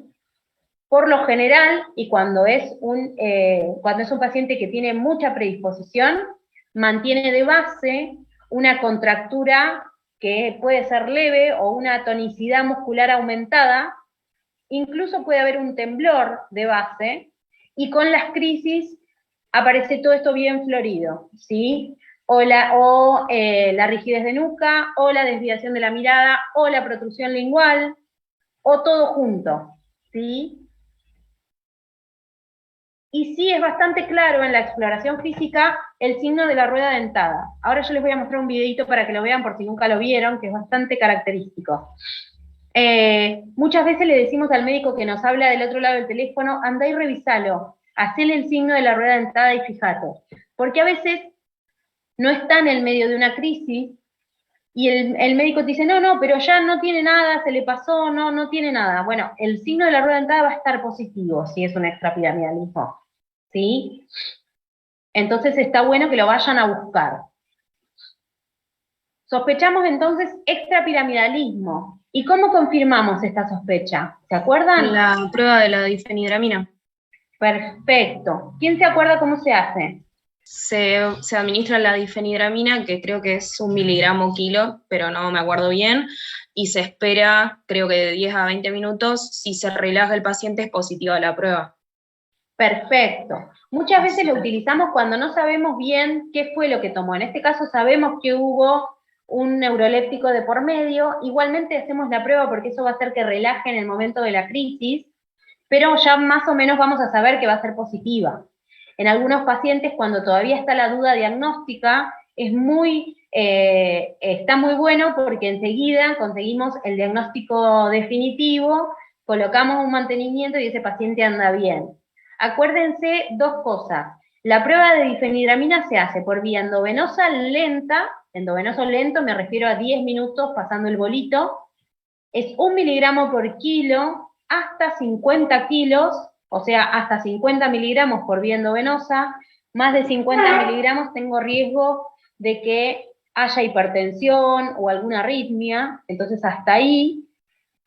Y también lo puedo dar por vía intramuscular, que va a tardar un poco más, y ahí sí no hay problema que le haga 1 miligramo por kilo, porque en realidad como la absorción es más errática y es más en diferido, entonces no va a haber drama, no va a haber problema, ¿sí? Nosotros muchas veces usamos la vía endovenosa porque cede más rápido el cuadro, el paciente se relaja, muchas veces en los nenes chiquitos son pacientes que están llorando y llorando porque duele mucho. Imagínense tener una contractura, yo recién, no sé si me vieron, me estaba haciendo así, pero tengo una contractura tremenda. Imagínense las 24 horas del día con esa contractura de muchos grupos musculares, no solo de uno. Entonces eso duele mucho, los pacientes vienen llorando, vienen muy angustiados, y muchos tienen contractura también de músculos maceteros, entonces ni siquiera pueden decir lo que les pasa. Cuando uno les pasa el Benadryl, enseguida relajan y les cambia totalmente la fascia a esos pacientes. ¿Sí? Bueno, me parece Profe, que... tengo una pregunta, como que Dime. endovenosa sería básicamente pediátrico y un adolescente, pero ya es un adulto, bueno, un adulto flaco, pero hasta 50 kilos sería endovenosa. Tal cual. No, y le pasás 50 miligramos. A cualquier adulto que venga, le pasás 50 miligramos de endovenoso. Y te fijás, así sea un adulto de 100 kilos, con 50 miligramos de endovenoso va a relajar. Por ahí no relaja todo completamente, pero se va a sentir mejor y te va a decir que está mejor. Eso es positivo también. ¿Sí? Ah, está bien, o sea, yo la dosis es hasta 50, pero no importa los kilos del paciente, digamos. Yo como En que realidad es 1 miligramo por kilo hasta 50 kilos. Entonces, si el paciente pesa más de 50 kilos, vos le vas a pasar 50 miligramos. No importa que pese 60 o 100, le pasás 50 y después sí ajustás la dosis del mantenimiento según el peso. Porque como el mantenimiento se da por vía oral, sí puedo ajustar la dosis porque no pasa nada ahí si le doy más de 50. No sé si me explico. Sí, ahora sí, gracias. ¿Sí? Perfecto. Profe, Bueno, ¿pero entonces, dijiste en 10 segundos? ¿Cómo era eso? no, 10 Pasa. minutos. Ah, Es en 10 minutos. endovenoso lento.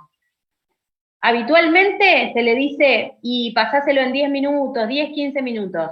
Si bien es en bolo, o sea, no es necesario diluirlo, te lo van pasando bien lento, ¿sí?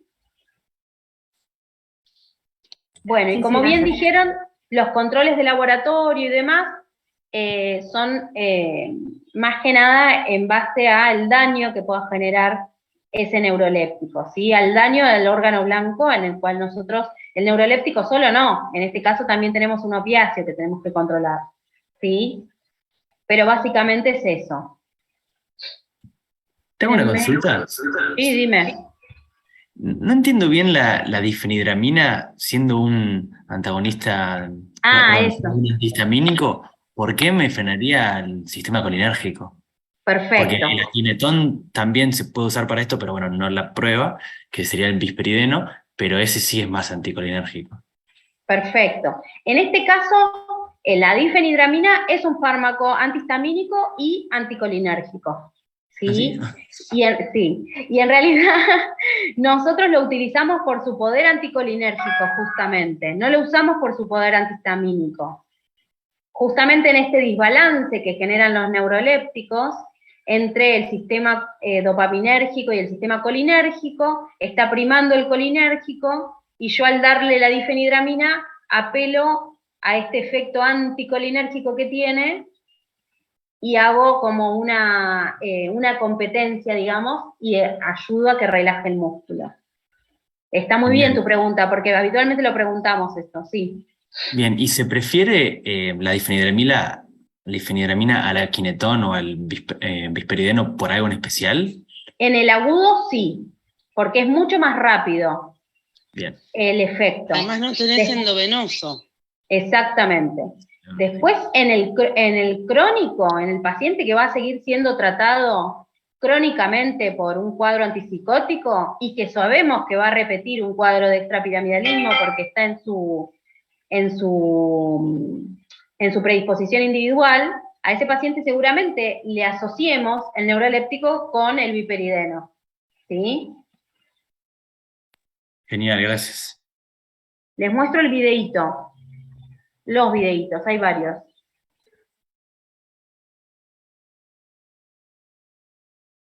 Fíjense ahí en los bracitos, se ve perfecto. ¿Ven cómo hace el resalto? Ese es el signo de la rueda dentada. Para el que no lo pudo ver nunca, está bastante gráfico. Miembro superior y ahora miembro inferior. Fíjense, tiqui, tiqui, tiqui, tiqui.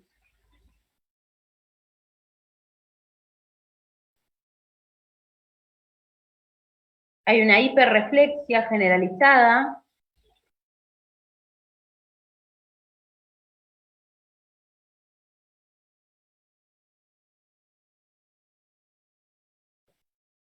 ¿Ven cómo está rígida por completo? La levanta y se levanta casi en uno. La nena está tapada la cara, pero está llorando, se deben dar cuenta ya. Está en un llanto de dolor, pobrecita. O sea que a los fines docentes le pedimos que nos hagan siempre unos videitos antes.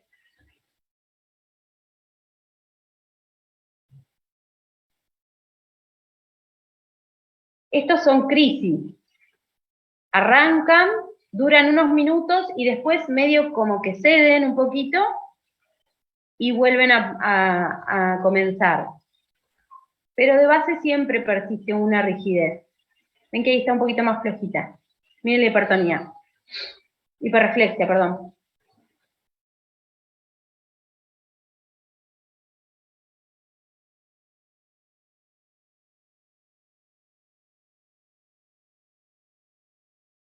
Ahí se le complicó un poquito al doc, pero está, ahí está.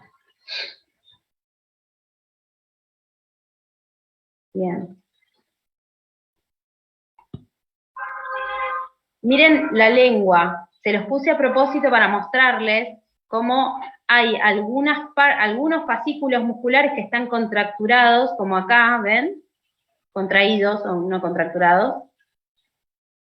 Esto hace que se desvíe la lengua o que protruya, y muchas veces hay algunos chicos que vienen y te dicen, siento como que la lengua me ocupa mucho espacio, y es justamente por este fenómeno. Es bastante característico en adolescentes. O que hablan y no les entendés. Hay muchos médicos que se ríen y dicen que les están tomando el pelo, y es real esto. Acá hay otro videíto.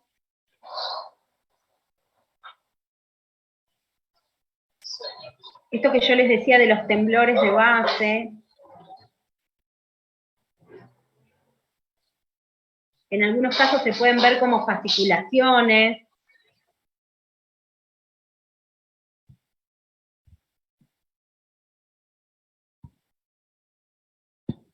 Y acá se ve cuando cede.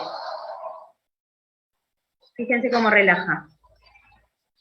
¿Ven cómo relajó? Lo pongo de vuelta porque este está bueno.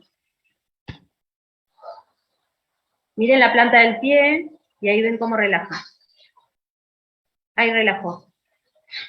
Es de un momento al otro. Pasamos de ser solo interconsultores a ser magos, más o menos, porque te llama el médico emocionadísimo de no sabés lo que pasó. Es genial si lo ven. En los chiquitos también, porque enseguida se empiezan a reír, se suben arriba de las mamás. Está muy bueno. No tengo tiempo, pero quiero... doctora Remes, ¿sigo? ¿Freno? Cambio, hola. Hola, cambio, hola. Si, 5 minutos. Si todos pueden un poquito más, cambio el horario alargo un poquito más el tiempo. 10 minutos más, ¿pueden? Igual tenemos hasta el cuarto porque hay que entrar a hacer eso para el presente. No, por eso, pero si yo puedo alargar el tiempo. Ah, bueno. Si ustedes sí. pueden quedarse, le alargo un poquito el 10 tiempo más. para que puedan entrar. Prometo Yo puedo, ser sintética. Sí, Sí, sí, sí. dale. Sí, para mí también. Bien. Bueno, vamos, que yo arranco con este. Paciente femenina, 24 años de edad, que ingresa en la guardia. Es otro tema, otro tema totalmente diferente. 24 años de edad, que ingresa a la guardia y refiere ingesta de... Busquen en Google, 5 comprimidos de Curaplus, 10 de Refrianex, 2 de Tafirol de 1 gramo, 5 de ibuprofeno de 600. A ver el mejor postor. ¿Qué contiene el Curaplus? Paracetamol de 500. Bien. Pseudofedrina. Pseudofedrina. Bien. Y se me olvidó el otro. Algo más tenía. Bromexina. Bromexina tenía, ahí está. Bromexina, perfecto. Refrianex, ¿qué tiene? Paracetamol, fenileprina. Bien. pseudofedrina. Bien.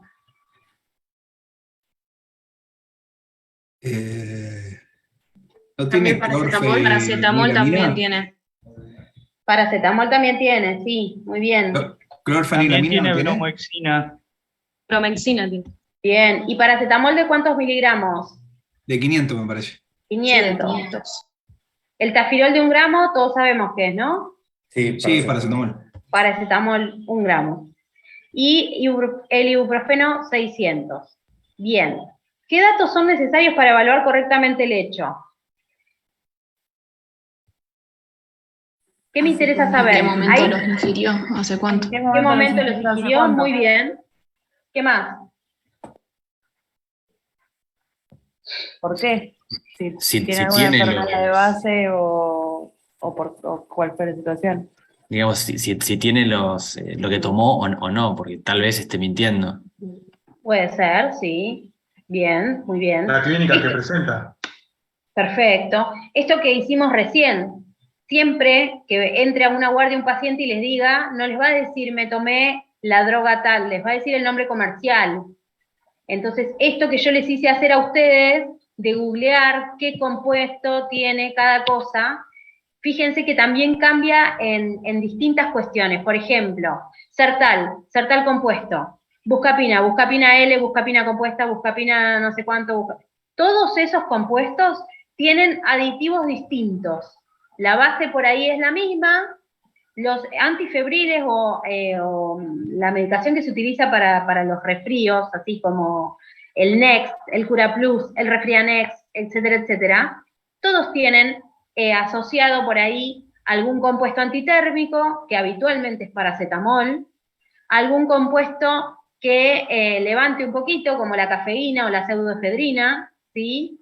Y alguna otra cosa que ayude a, más que nada, la fluidificación de la mucosidad, como en el caso de la bromexina, etcétera, ¿sí? Pero siempre hay que buscar qué es lo que contiene cada cosa, porque, como ustedes saben, hay muchos compuestos que son tóxicos y que además tienen distintas particularidades. Acá no sé si alguno hizo la cuenta, fíjense que como más que nada vamos directo al punto, lo que tenemos casi en todo es paracetamol, ¿sí? No sé si alguno hizo la cuenta de la cantidad que ingirió según lo que dice. Más de 7 gramos. Sí, Son casi 7,5 me parece, ¿no? Son 5 de Curaplus que tiene paracetamol 500. ¿Cuántos gramos de paracetamol hay ahí? 2,5. 2,5. Después 5 de más. Resfrianex, bien, 5 más son 7,5. 2 de dos. tafirol de 1 gramo son 9,5. ¿Sí? Vale. Bien. ¿Se acuerdan en el material que tenían que leer cuánto es la dosis tóxica? 140 miligramos. 140 miligramos kilo. En niños y en adultos. 7, creo que es. 7 gramos. ¿Cómo? Perdón. En adultos 7 gramos. Sí, hay alguien que habló ahí abajito y no escuché, perdón. 7 gramos, yo creo que dije 7 también. Más de 7 gramos en adultos. Tengan en cuenta acá que nosotros hablamos de dosis tóxica. En otras materias se postula como toxicidad a partir de los 10 gramos. Nosotros como toxicólogos hemos tenido cuadros clínicos con incluso menos de 7 gramos en pacientes con predisposición, con enfermedad hepática previa y demás. Pero más de 7 gramos... Perdón, yo había leído que era a partir de 6 gramos día en un adulto promedio era dosis tóxica ya. Y que la dosis admisible era hasta 3 gramos día. Tal cual, en realidad nosotros tomamos como dosis tóxica más de 7 gramos porque es lo que está mundialmente estudiado y se sabe que a partir de ahí ya hay daño hepático o puede haber daño hepático, si no se hace lo correspondiente, digamos.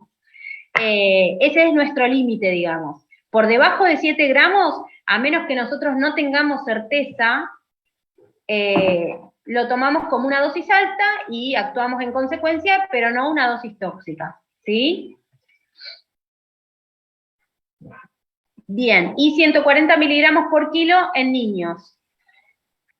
No hace mucho tuvimos un caso de una paciente adulta de 18 años que pesaba menos de 40 kilos porque tenía un trastorno de la alimentación. En esa paciente se tomó, en ese caso particular, que fue una ingesta de paracetamol también, se tomó por miligramos por kilo, ¿sí? Eso es un criterio que se toma en el momento de la consulta y como siempre decimos nosotros, tiene que ver el paciente y no el producto, ¿sí? Lo mismo, un paciente que tiene una falla hepática de base y toma paracetamol, probablemente no esperemos hasta que haya tomado 7 gramos en total, o más de 7 gramos, sino que vamos a actuar preventivamente antes, ¿sí? ¿Qué medidas iniciales tomarían con respecto a esta paciente? Medidas iniciales.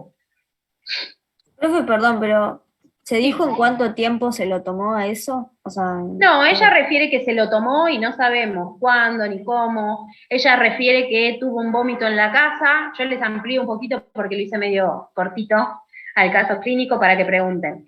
Ella refiere que tuvo un vómito en la casa, pero nada más. Ella no nos dice cuánto hace que se lo tomó. No hay ningún familiar que nos pueda definir efectivamente la hora de la ingesta. Simplemente cuando la vieron a la chica en un momento contó que se tomó todo eso y por eso la llevan al hospital. Eso es lo que pasa habitualmente. ¿Y se sabe por qué lo tomó? Si fue, o sea, ¿cuál fue el motivo?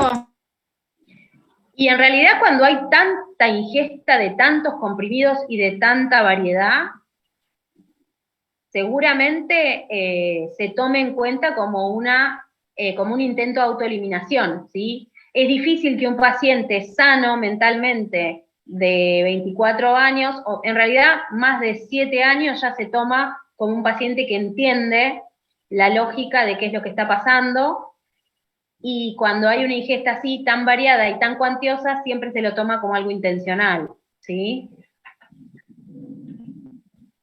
La verdad que la chica no dice por qué se lo tomó, pero se toma como una tentativa suicida. ¿Qué más? ¿Agregan al interrogatorio o qué empiezan a hacer? ¿Qué no hacen? ¿Qué? Se realizaría un lavado. Y creo que como estamos en dosis tóxicas, se pasaría el antídoto, que es N-acetilcisteína. Bien. ¿Alguien más? ¿Alguien difiere de lo que dice Lourdes? ¿O tiene alguna duda? ¿O no le haría los métodos de eliminación? No, está bien. Y lo de siempre, evaluar la urgencia, la permeabilidad de la vía aérea, el estado, lo de siempre. Perfecto. Bien, sí, en este caso, como en todos los casos, primero valoramos la posibilidad de hacer o no métodos de eliminación teniendo en cuenta las contraindicaciones de los mismos, por la vía digestiva obviamente. Después arrancamos, en este caso no hay ninguna contraindicación, por lo menos a la vista, entonces arrancamos con el lavado gástrico, ¿sí? Lavado gástrico y después, como dijo Lourdes, le pasamos el antídoto. ¿Y por qué no hacemos carbón activado? Que puede neutralizar al antídoto. ¿Por qué vía va el antídoto?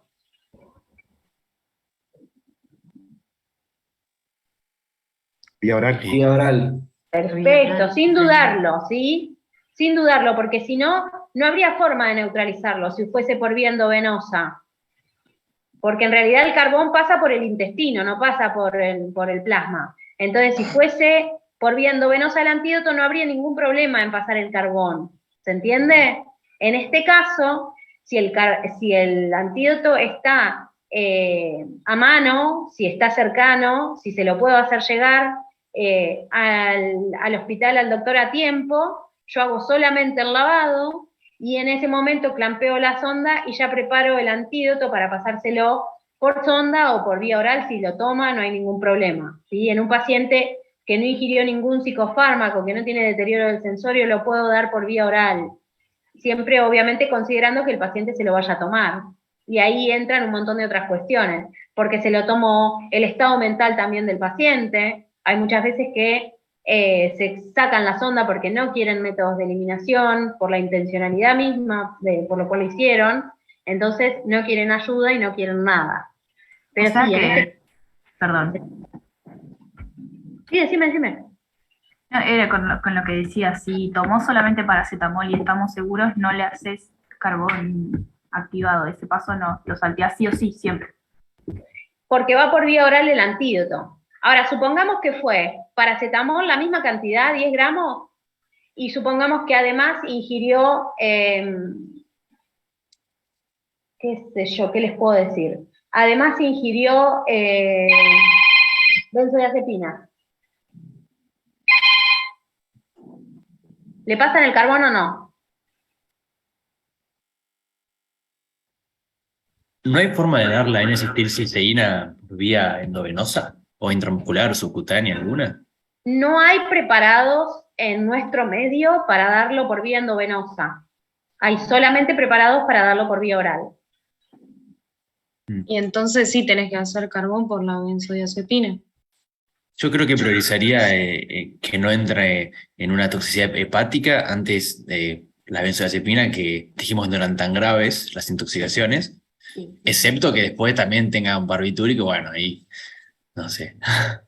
Claro, también depende según la dosis también. De cada uno, ¿no? Perdón, ahí alguien habló en el medio entre Bautista y Camila que no escuché. No, decía que también habría que ver qué cantidad ingirió de cada medicamento. Tal cual.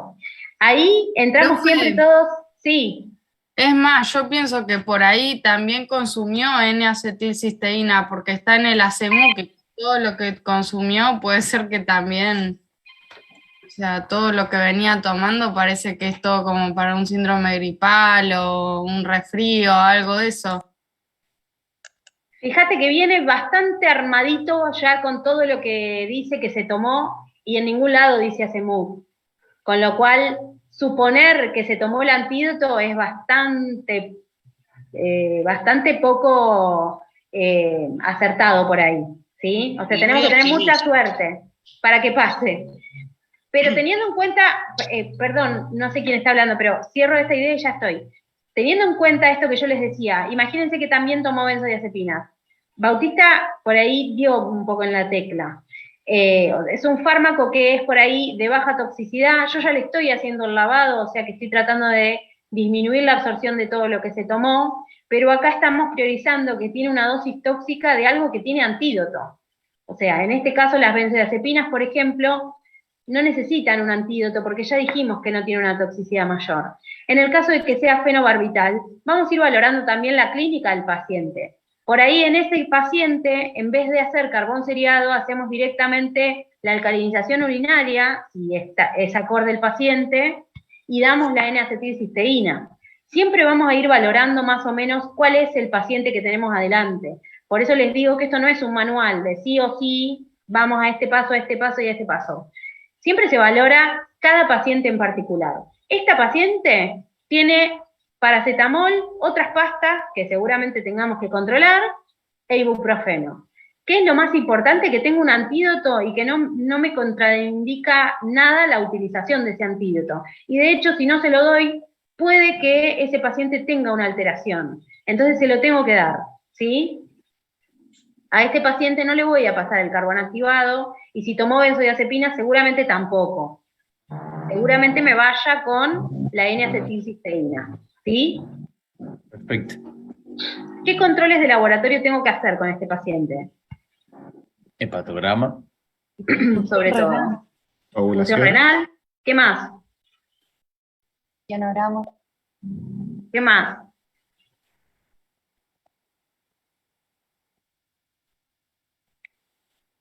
¿Haces ¿Cuánto también el pito? control cardiológico? ¿Cuánto de plaquetas? Sí, hemograma, coagulación. Coagulograma, perfecto. Ahí tengo todo eso también. Las plaquetas, el hematocrito, ¿sí? ¿Por qué? Porque también es un parámetro de funcionalidad hepática. Entonces, función hepática completa, coagulograma, el estado ácido-base, porque son pacientes que tienden a estar acidóticos, ¿sí? No solo por lo que ingirieron, sino también por el antídoto. El antídoto es un ácido. La N-acetilcisteína es un fármaco ácido. No le va a comprometer la vida a la acidosis que le genere el antídoto, pues la verdad es que no tiene prácticamente efectos adversos, pero sí que tenemos que controlar ese medio interno, ese estado ácido-base, ¿sí? ¿Queda claro por qué no le doy el carbón? Sí, perfecto. A ver, bien. Bueno, esto lo dijimos. ¿Cómo actúa la N-acetilcisteína? Ah, eso no lo dijimos. ¿Cómo actúa la N-acetilcisteína en la intoxicación por paracetamol? ¿Qué pasaba con el paracetamol? ¿Se acuerdan? Sí, lo que pasa es que las reservas de glutatión. quedamos sin glutatión. Entonces se elimina por la otra vía, que forma NAPQI y es tóxico. Entonces, al recuperar el glutatión, no es que lo salvamos, pero ayudamos a que el hígado se encargue. Tal cual. Ayudamos a que lo metabolice y que lo elimine, ¿sí? Actúa en varias vías la N-acetilcisteína, pero sobre todo ahí, reponiendo glutatión. Entonces vamos a ayudar a ese hígado que no está pudiendo por sí mismo. ¿Qué otro tratamiento? O sea, si no tuviéramos N-acetilcisteína, si no llegáramos a tiempo, si este paciente tarda en consultar, ¿cuál es el riesgo? La necrosis hepática. Entonces, ¿qué pasa? No entendí la pregunta. Hay una necrosis hepática, ¿y qué pasa con eso? Con esa necrosis hepática. ¿Qué le pasa al paciente? Puede entrar en insuficiencia hepática. ¿Y entonces qué necesita? ¿Cuál sería el otro tratamiento cuando ya está en falla hepática? Digamos, un tratamiento más de sostén, suponte las proteínas plasmáticas que forma el hígado. El trasplante, bien, ahí de fondo el que lo dijo. El tratamiento que cuando no llegamos, cuando no nos alcanza, cuando el paciente ya llegó en última instancia, es el trasplante hepático. Así que pensemos, si nosotros buscamos estadística de trasplante hepático, pensemos cuántos trasplantes hepáticos se produjeron por no llegar a tiempo. Muchas veces nunca se sabe cuál es la causa de esa insuficiencia hepática, ¿sí? Y muchas veces es tóxica. Así que es necesario tenerlo en cuenta eso, ¿sí? Bueno, eso es todo, amigos. Esperen que dejo de compartir. No sé si está ahí la doctora Remet. No. Aquí estoy. Ah, estás, perdón. Sí. Uy, estás con... Silencio un chiquitín porque me están matando.